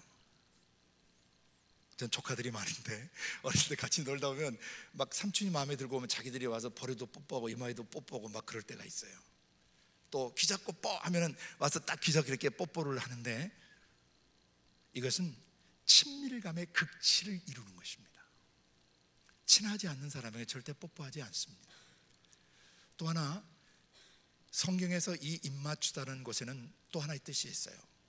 그 어떤 paying respect, 어떤 showing respect 할 때, 존경심을 표할 때 그 왕 앞에 나와서 장군들이 왕의 손에다 입맞추고 뭐예요? 올려드리죠. 그래서 입맞춤 속에는 deep reverence, 깊은 존경심과 또 하나는 사랑하는 사람들, 엄마와 부모와 자식 사이, 또 부부 사이, 또 연인 사이에, 친구 사이의 친밀함, intimacy. 그래서 아가서는 뭘로 시작하면 입맞춤으로 시작합니다. 하나님 아빠 뽀 하는 거예요. 여러분의 상처난 마음에, 여러분의 지친 마음에, 여러분의 병들어 있는 육체와 마음 속에 아빠 입맞춰 주시기를 원합니다. 또 여러분이 나아가서 뭐 할 수 있어요? 하나님 보좌 앞에 나아가서 못자국 난 발 앞에 입을 맞추고 창자국 난 옆구리에 입을 맞추고 개인 예배 속에 여러분의 생각 속에서 주님을 픽처링 그리면서 가시멜로관 쓰신 그 이마에 입을 맞추고 주님의 구원이 너무 감사해서 눈물로 주님의 발을 적시고 자기의 머리카락으로 씻었던 그 자매님처럼 이 입맞춤이라는 단어 속에서 말할 수 없는 친밀감과 말할 수 없는 경외심과 존경심과 소중히 여기는 마음들이 내포되어 있다는 것을 들으셔야 돼요. 그 입맞춤에 이어 3절에 내 사랑이라고 그랬는데 당신의 사랑이에요. 하나님 아버지 당신의 사랑이 포도주보다, 이 당시 이들에게 포도주는 생명이에요. 중근동에서 포도주는 석회질에 물이 좋지 않은 그들에게 이 포도주는 음료면서 물과 같고 생명수와 같은 것입니다. 그래서 여기에 포도주는 단순한 우리가 요새 밥 배불리 먹고 이렇게 소화용으로 마시는 이런 포도주나 또 술 좋아해가지고 이렇게 마시는 이런 개념이 아닙니다. 여기에 포도주는 생명을 유지하는 아주 중요한 음료예요. 생명보다 더 귀한 분. 아멘. 그 다음에 3절 내 기름이 향기로워 아름답고 내 이름이 쏟은 향기름 같으므로 처녀들이 당신을 사랑합니다, 이렇게 표현했는데요. 여기에 이 기름과 향기, 내 이름이 쏟은 향기름 같다고 할 때 전체 대표하는 뭐냐면은 향수란 단어를 생각하시면 돼요. 향내음, 향수, 향내음. 그게 뭐냐면 아버지 하나님의 성품에서 나오는 그 fragrance, 아로마, 그런 향내를 말해요. 그래서 아빠하고 이제 아빠 입맞춰 주세요 하고 아빠의 사랑은 나의 생명을 주는 포도주보다 더 귀한데 아빠 당신의 당신의 기름 또 당신의 이름이 얼마나 향기로운지 모릅니다. 왜냐 입 맞추려고 가까웠으니까 당연히 뭐가 나요? 그 친밀한 관계 속에서 향내음이 나죠. 여러분 샴푸 아주 좋은 샴푸를 쓰면 머리에서 무슨 냄새가 나요? 또 바디 샤워 그 아주 좋은 걸 쓰면은 몸에서 아주 향내 나서 기분 좋게 하시죠. 하나님을 만날 때 그 향기를 맡으셔야 돼요. 그분의 거룩성, 그분의 순결하심, 그분의 정직성, 그분의 겸손하심, 온유하심, 자신의 생명을 던져서 희생하는 사랑, 이런 것이 우리 영혼의 향내음이에요. 이 spiritual perfume, 영적인 향수입니다. 아멘. 그 다음에 당신의 이름이 너무 향기롭다고 그랬는데, 이 하나님의 이름이라고 하는 거 성경에 많이 나오지만 그 중에 몇 개만 여러분에게 한번 설명해 드릴게요. 여호와 로이라는 게 있어요. 여호와 나의 목자란 뜻이에요. 여러분 이제 마음속에서 들으셔야 돼요. 성령이 말씀하시는 거 여러분 생각 감정지 속에 들으셔야 돼요. 여러분은 여러분 속에 계신 아버지의 성령께서 여러분 영혼의 목자십니까? 눈물 닦아주시고 상처 싸매어 주시고 보듬어 주시고, 두려울 때 용기를 주시고, 절망할 때 절망하지 말라고 나를 만져주세요. 그게 그 이름의 향기예요. 그게 향취.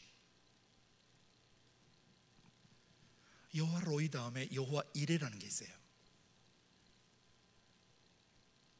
아브라함을 위해서 어린 양을 준비했듯이 하나님께서 내 삶에 필요한 모든 것을 준비하셨다. 여호와 이레, 나의 구원으로부터 나의 치유, 나의 회복, 나의 질병을 고쳐주시는 것까지, 이것을 내 마음속에서 그 일에 모든 것을 준비하셨다는 것을 여러분이 믿을 때 그것이 여러분 영혼의 향수와 같이 경험되어져요. 아, 그렇구나. 그 다음 여호와 이레니까 리을로 끝나니까 여호와 라파가 있어요. 여호와 나의 치유자예요. He's the healer of my soul. 그는 내 영혼의 치유자세요. 내 생각, 내 감정, 내 의지 속에 상하고 찢기고 눌려있고 괴로워 있는 모든 것을 그 피 묻으신 손으로 만지셔서 깨끗하게 치료해 주시는 분이세요.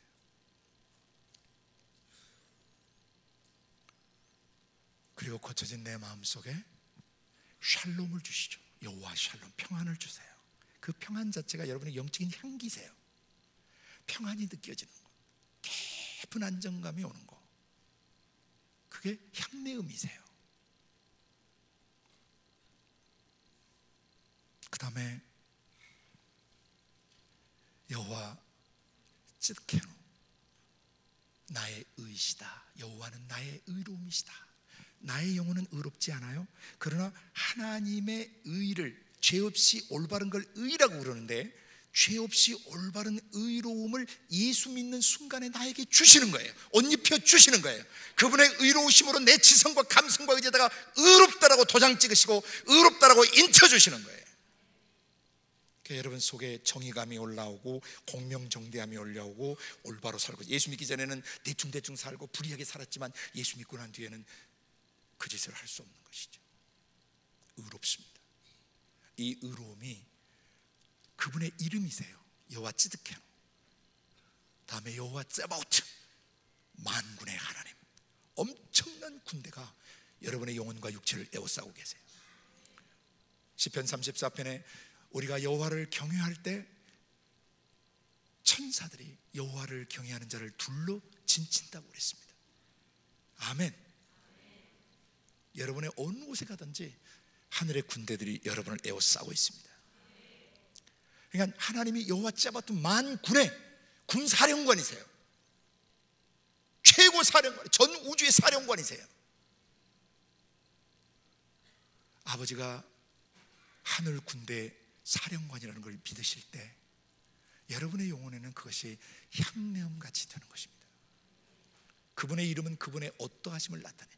저의 이름을 딱 대면 제가 어떤 성격의 사람이고 뭔 일을 하는지 사람들이 다 아는 것처럼, 하나님의 이름 여호와 로이, 여호와 이레, 여호와 라파, 여호와 샬롬, 여호와 쯔드케누, 여호와 쯔바오트, 이런 말들을 들으실 때 그 이름이 여러분의 지성과 감성과 의지 속에 향수처럼, 향내음처럼 가슴에 경험되셔야 돼요.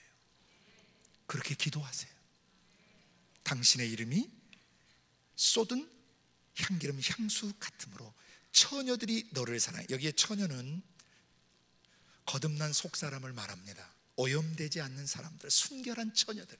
우리의 생각과 감정과 의지가 전에는 핥히고 상하고 마귀적 지정으로 오염되고 더럽히고 뒤섞였지만 예수 십자가를 믿는 순간 내가 새 사람이 되었다고 믿을 때 나의 지성과 감성과 의지는 그 피로 100% 시킬 것입니다. 100% 새로워진 것입니다. 100% 의로운 것입니다. 이것을 믿는 것이 믿음이고 이 믿음으로 구원을 받는 것입니다.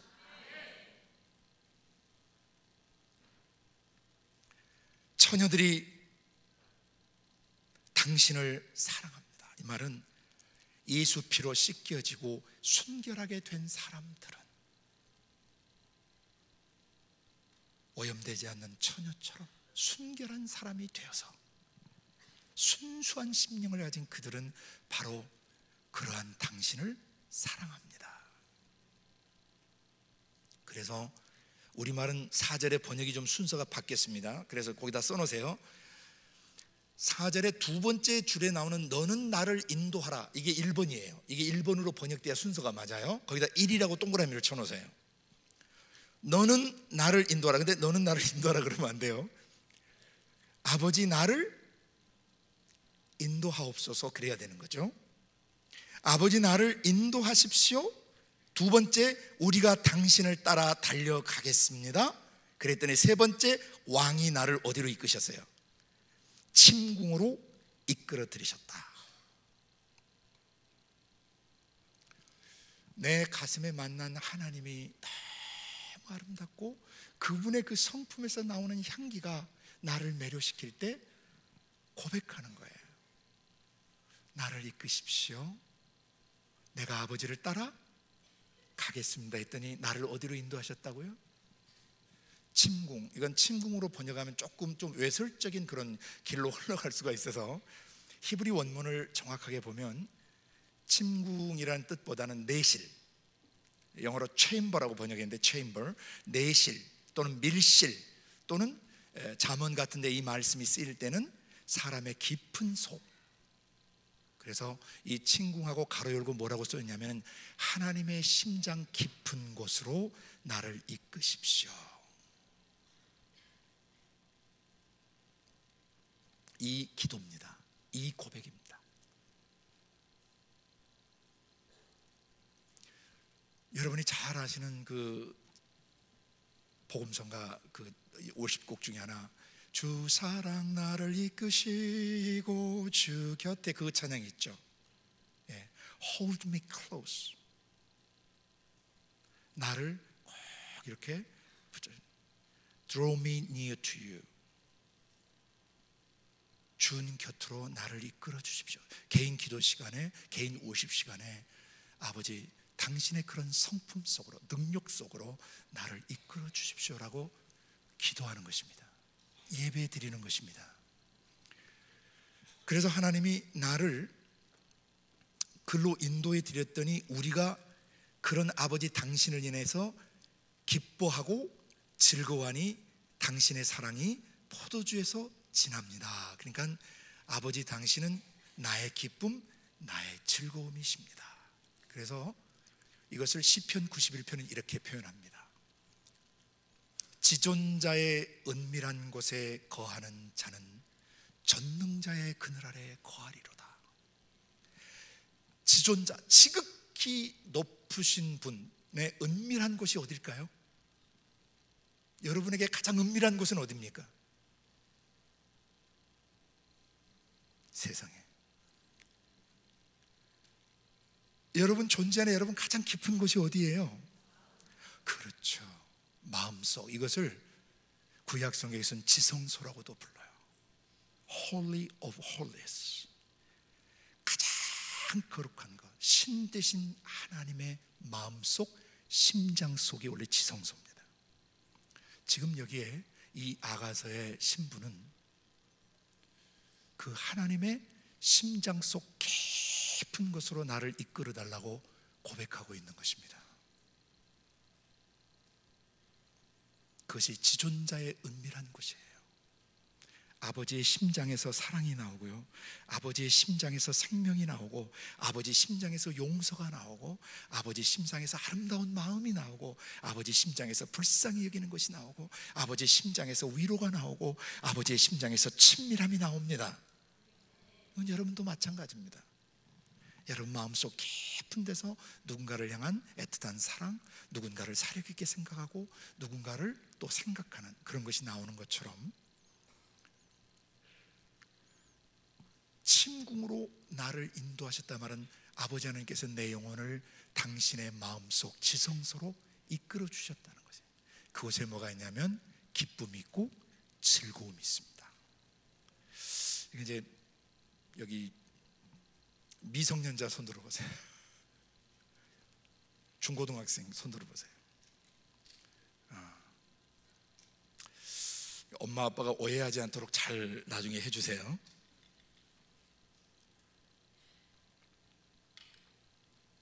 이 침궁 안에서, 지성소 깊은 곳에서 사람의 영혼이 하나님을 만나는 것을 뭘로 하나님이 이 세상에 만들어 놨냐면요, 부부관계로 만들어 놓으셨어요. 남성과 여성이 결혼 때가 돼서 부부관계를 하게 될 때 이제 성관계를 갖게 되는데, 그것은요 굉장히 깊은 비밀이 있는 거예요. 몸 섞는 게 아니에요. 몸땡이 섞어서 육체적 쾌락 느끼는 게 성 아닙니다. 이 침궁, 하나님의 심장 깊은 곳에 사람의 지성과 감성과 의지가 하나님의 심장과 만나게 되면요, 마치 부부가 성관계를 가질 때 느끼는 그런 쾌락과 같은, 사람들은 오르가즘이라고도 부르죠. 그런 것들이 원래요, 하나님의 영과 인간의 영이 만날 때 느껴지는 거룩한 기쁨과 즐거움을 입혀하는 것입니다. 그런데 사람이 마음속 생각과 감정과 의지 속에 이런 성을 오해해서 육체적 정욕이나 음란한 것으로 혼전의 성관계를 가져버리거나, 여러분의 생각 감정에서 음란 동영상을 보고 여러분의 생각과 감정과 의지를 더럽혀버리면 여러분 결혼한 뒤에 하나님이 원래 의도하신 부부관계는 영원히 경험하지 못할 수 있습니다.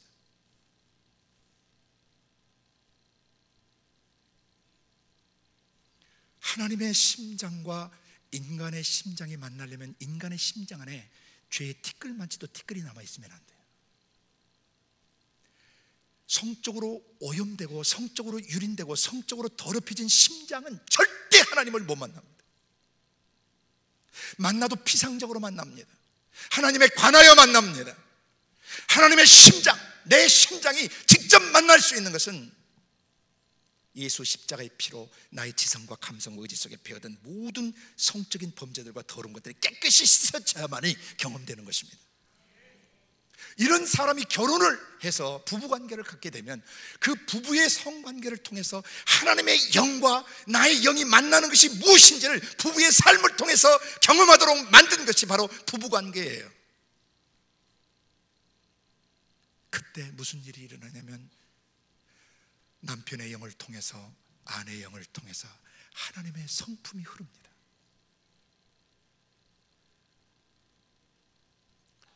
단순히 육적으로 몸 섞는 거 아닙니다. 그 관계를 통해서 하나님의 성령이 그 부부의 성을 통해서 깊이 흐르셔서 치유가 일어나요. 그 영 안에 하나님을 만나는 것이 무엇인가를 매일매일 부부관계를 통해서 경험하도록 만들어주신 거예요. 이것을 바울 사도가 에베소서 5장 26절 이하에서 이 비밀이 크도다라고 했던 것입니다.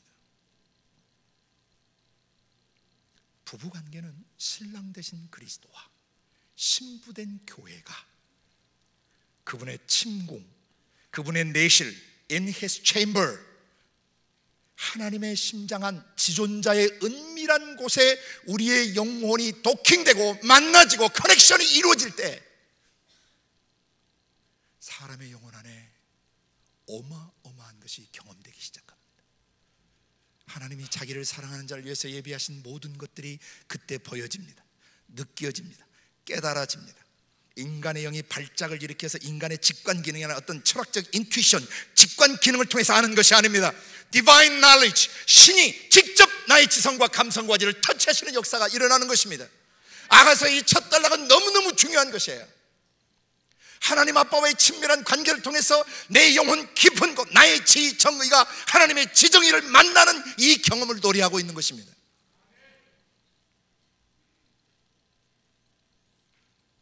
하나님, 제가 결혼 생활 헛했습니다.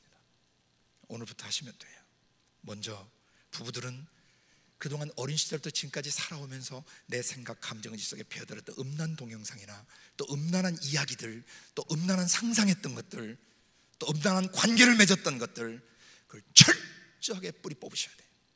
그건 사실 여러분이 아니었습니다. 여러분의 영혼을 공격했던 마귀였고, 여러분을 음란케 하는 음란의 영들이었습니다. 여러분은 원래 하나님의 형상과 모양이었기 때문에 여러분 영에서는 음란이 안 나오도록 창조되어 있었습니다. 마귀가 접속할 때 음란해졌던 것입니다. 타락했던 것입니다. 변질됐던 것입니다. 그것을 그리스도께서 십자가에 처형하신 것입니다. 우리를 자유케 하신 것입니다. 주장해야 합니다. 싸우셔야 합니다. 내 안에 네가 심어놓은 음란을 가지고 꺼지라 그래야 돼요. 뽑히라 그래야 돼요. 사라지라 그래야 돼요. 내 기억 속에서, 내 감각 속에서 뿌리 뽑힐 치여다. 끊어질 치여다. 오 성령님, 나를 씻으시옵소서. 정케하시옵소서. 이 관계가 된 다음에 부부관계를 하시면 여러분이 부부관계에 특별한 테크닉을 배우시지 않으셔도 부부가 시간을 보낼 때마다 하나님의 신적 성품과 생명과 능력이 부부관계를 통해서 여러분 안에 계시되어지고 경험되어져서 따로 공부하실 필요가 없어요. 감각으로 하는 것입니다.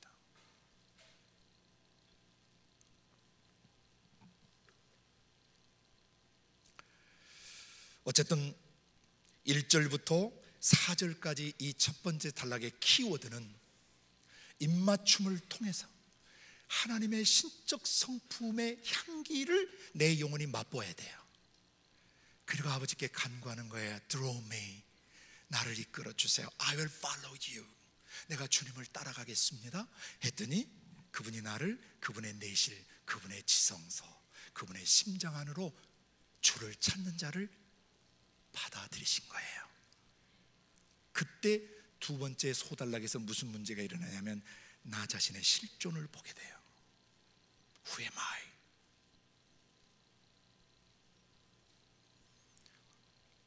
오절 보세요.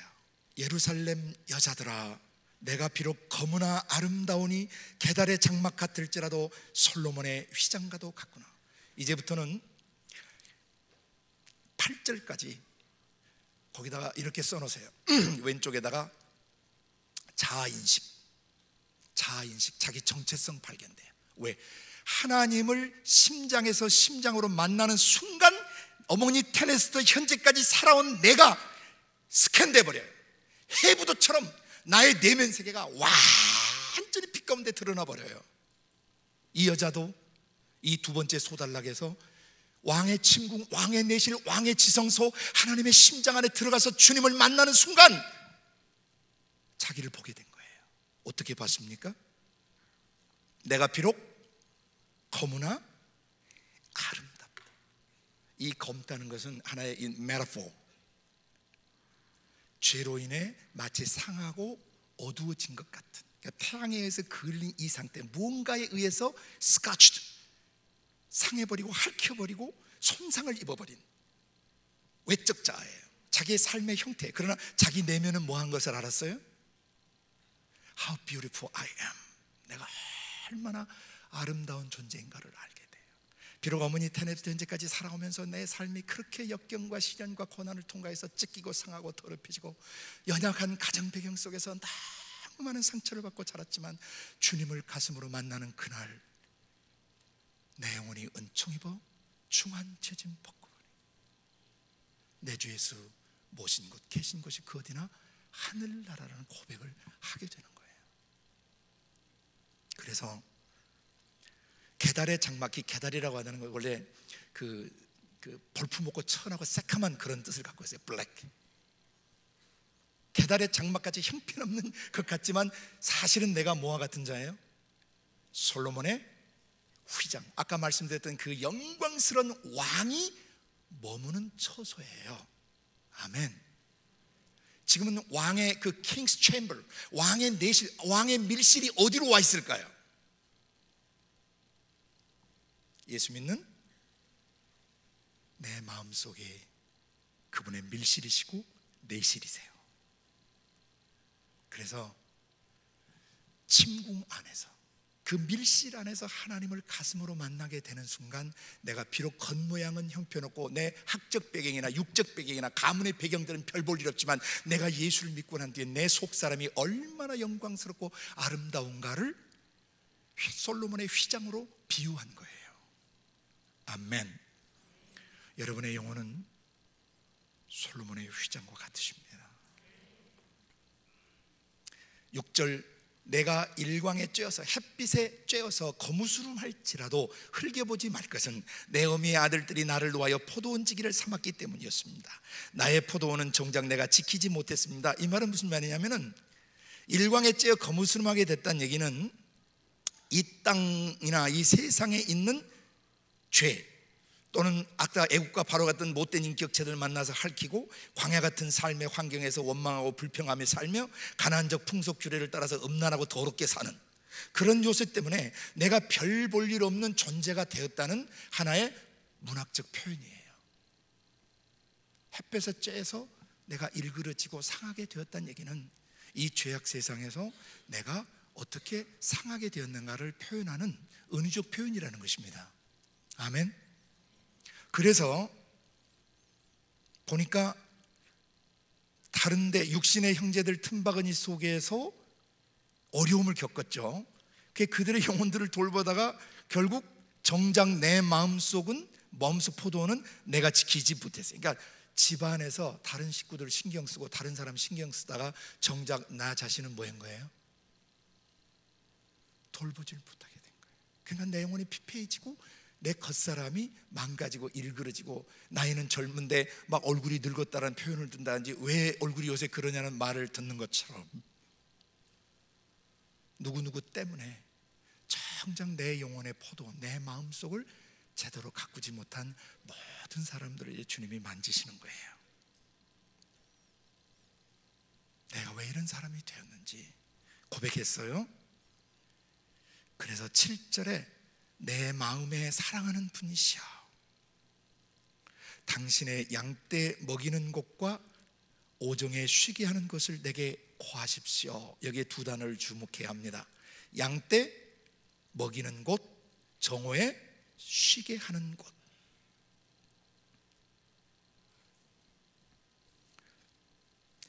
양떼 먹이는 곳과 오정에 쉬게 하는 곳.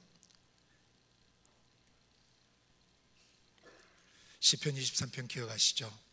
여호와는 나의 목자시니 내가 부족함이 없으리로다. 그가 푸른 초장에 나를 누이시고 쉴 만한 물가, 잔잔한 물가로 나를 인도하시는도다. 내 영혼을 소성시키시고 자기 이름을 위하여 의의 길로 나를 인도하시는도다. 이 고백이에요. 이제 이 여자의, 이 신부의 가슴 속에 뭐가 있냐면은, 내가 뭘 먹어야 되고요, 내가 좀 쉬어야 돼요. 내 영혼이 이 spiritual need, 이제 영적인 필요를 느끼기 시작하는 거예요. 지성소 안에 들어가서 내가 얼마나 회복된 놀라운 솔로몬의 휘장 같은 사람인가를 인식한 뒤에 내 영혼이 먹을 것이 필요하다는 거, 내 영혼의 쉼과 안식이 필요하다는 거. 오빠들 일 돌보고 집안일 돌보다가 정작 내 영혼을 돌보지 못하는, 다른 거 신경 쓰다가 내 속사람을 결국 세우지 못한 그 고백을 지금 하고 있는 것입니다. 그래서 양떼 먹이는 곳, 오종에 쉬는 곳을 내게 알려주십시오. 제가 제 동무, 제 친구 양떼 곁에서 어찌 얼굴을 가려운 자같이 되겠습니까? 그 다음에 8절, 여인 중에 어여쁜 자야, 네가 알지 못하거든 양떼의 발자취를 따라 목자들의 장막 곁에서 너의 염소 새끼를 먹일지니라. 이제 이 뮤직 드라마나 또는 어떤 오페라 또는 이 뮤지컬 할 때 저기서 누가 백코러스를 넣는 거예요. 남자가 우 고백하고 또 여자가 우 고백하고 나면 그 중간에서 이 삽입곡들을 넣죠. 이 합창으로 그 코러스를 집어넣잖아요. 그 내용이 지금 8절이에요. 여인들 중에 어여쁜 자, 그러니까 예수 믿는 사람들 중에서 정말 아름다운 당신 권고해 주는 거예요. 뭐라고 권고해 주냐면은 당신이 모르겠거든 양떼의 발자취를 따라 목자들의 장막 곁에서 당신의 염소 새끼를 먹이십시오. 간주곡으로 옆에서 백코러스를 넣어주는 거예요. 거기다 이렇게 가로 쳐놓으셔야 돼요. 우리말 성경은 여기에 구별을 안 해놔가지고 좀 분별하기 어려운데 8절은 백코러스 같은 거예요. 간주곡을 집어넣는 것입니다. 옆에서 권고해 주는 것입니다. 뭐라고? 당신의 영혼이 영적 먹을 것을 찾고 정오의 한낮의 땡볕에 쉬는 곳을 찾고 싶다면, 알고 싶다면 그 길을 찾는 법을 가르쳐 주는 거예요. 당신이 알지 못하겠는 무엇을 따라? 양떼의 발자취를 따라 목자들의 장막 곁에서 당신의 염소새끼를 먹이십시오. 이 말은 무슨 말이냐면요, 양떼의 발자취는 선한 양들, 선한 믿음을 가진 여러분 주위에 양들을 보셔야 돼요. 신앙생활하다 보면 여러분의 귀감이 되는 그 신앙인들이 있어요, 없어요? 야, 나도 저렇게 기도했으면 좋겠다. 나도 저렇게 찬양을 잘했으면 좋겠다. 나도 저렇게 하나님을 가슴으로 만났으면 좋겠다라는 부러움을 사게 하는 사람들이 옆에 있죠.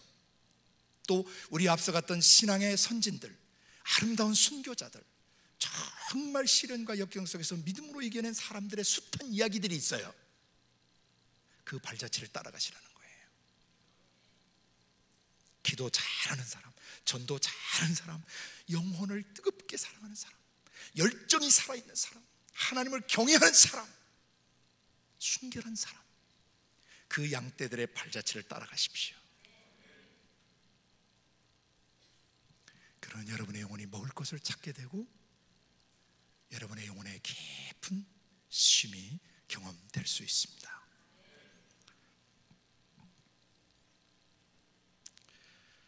이제 세 번째 소단락이 9절에 시작됩니다.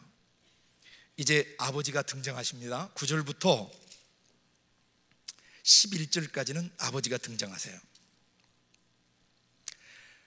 내 사랑아, my darling, my love, 그러세요. 내 사랑아, 내가 너를 바로의 병거의 준마에 비하였구나. 내 뒷밤은 따은 머리털로, 내 목은 구슬개미로 아름답구나. 우리가 너를 위하여 금사슬을 은을 박아 만들리라. 이 말이 뭔 말인지 알아들으셔야 돼요. 아주 문학적으로 시적으로 써놓으셔가지고 여러분 이게 도대체 뭔 말인지 좀 분간하기 어려우신데, 하나님 아버지께서 우리를 뭐에다가 비교하셨냐면 바로의 병거를 모는 준마, 명마, 예수님이 나귀를 타셨던 것처럼 여러분을 타기 원하시는 거예요. 왜? 자기가 누군지를 두 번째 소단락에서 발견했고, 그분으로부터는 영적 양식을 먹는 법과 선한 양떼들의 발자취를 따라가서 신앙의 선배들을 통해서 속사람 영혼이 견고해지고 자기 안정감을 찾게 되고 자기가 누군지를 발견하게 되면 세 번째, 하나님이 그 사람의 삶을 타세요. 아멘. 바로가 타는 병거, 가장 좋은 차겠죠. 오늘날로 얘기하면 최고급 차예요. 당시 세계 최고는 제국의 왕이 타는 차라고 생각하시면 돼요. 여러분은 하나님이 직접 타고 가시는, 뭐 벤츠도 못 따라오고요, 링컨도 못 따라오고요, 뭐 비싼 차가 뭐예요? 그거 못 따라와요. 여러분의 영혼보다 더 아름다운 준마는 없습니다. 하나님이 여러분을 타고, 그런 여러분을 타고 가시기를 원하는데, 하나님이 여러분에게 내 뒷밤은 따은 머리털로, 내 목은 구슬개미로 아름답구나. 이 말은 우리의 속사람이 얼마나 사랑스럽고 아름다운지 하나님이 그런 나를 타고 가시는 게 너무 기쁘신, 그걸 표현해서 마지막이 중요해요. 우리가 너를 위하여 금사슬을 은을 박아 만들리라. 이때 금사슬을 은을 박아 만든다는 얘기는 그런 우리들을 타고 가시면서 우리의 속사람 영혼에다가 신적 성품과 능력을 새겨 넣으시겠다는 약속이에요. 아멘.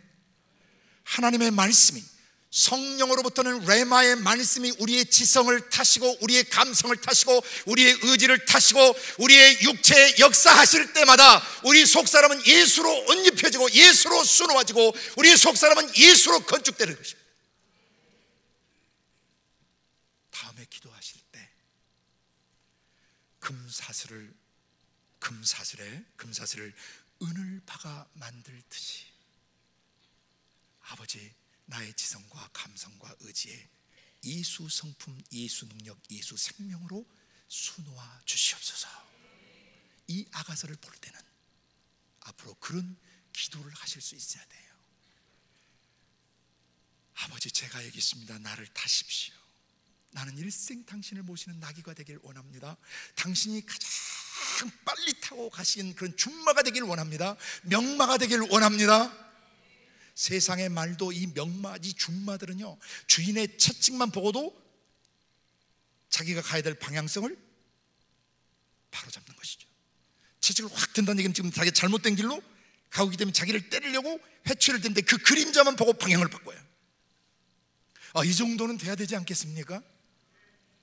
성령이 막 찌르시고 사람을 통해서 고통스럽게 인생 채찍과 사람 막대기를 보내서 막 고통스럽게 할 때도 멍해져, 띠래져가지고 감각이 없어요.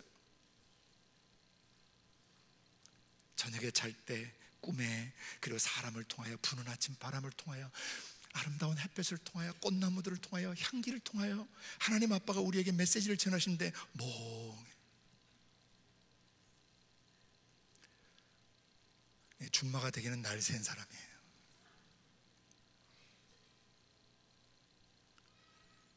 왕의 지성소에 들어가는 사람들, 지존자의 은밀한 곳에 거하는 사람들은 동쪽에도 눈이 있고 서쪽에도 눈이 있고 동서남북 사방에 눈이 있고, 눈을 감아도 10년 전, 20년 전, 앞으로 10년 후, 20년 후가 그려지고, 우주 밖에서 우주 전체를 장하신 하나님이 지구촌 전체를 한 통의 물방울처럼 여기시는 것처럼 이것을 한 먼지처럼 여기시고, 우주 전체를, 지구 전체를 그분이 안고 계시고 밟고 계시는 그림을 그 생각 속에서 볼 수 있는 것입니다. 이 사람들 준마예요.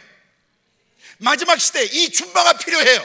잃어버린 나라와 민족들과 미존도 종족들이 수십여 개 생활하는 시대에 주님은 하나님의 말씀을 타고 달릴 수 있는 준마들이 필요한 거예요. 이 열방교회 이름을 열방교회로 주시는 것, Church for the Nations, 민족들을 위해 가라고 이 이름을 주신 줄로 믿습니다.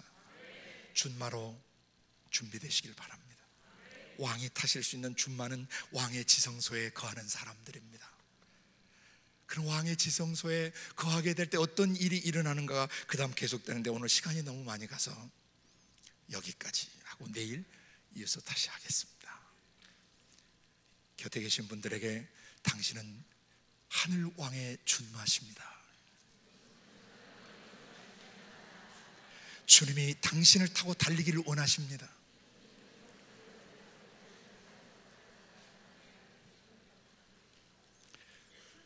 마귀에게는 영원히 승차 거부를 하셔야 됩니다. 다시는 마귀 생각이 여러분을 타고 날지 못하도록, 다시는 불신이, 다시는 더러움들이, 다시는 음란 동영상들이 여러분의 생각을 타고 날지 못하도록 차단하시고 대적하실 수 있기를 바랍니다. 여러분과 저는 주님만 모시고 하는 명마요 준마들입니다. 아멘.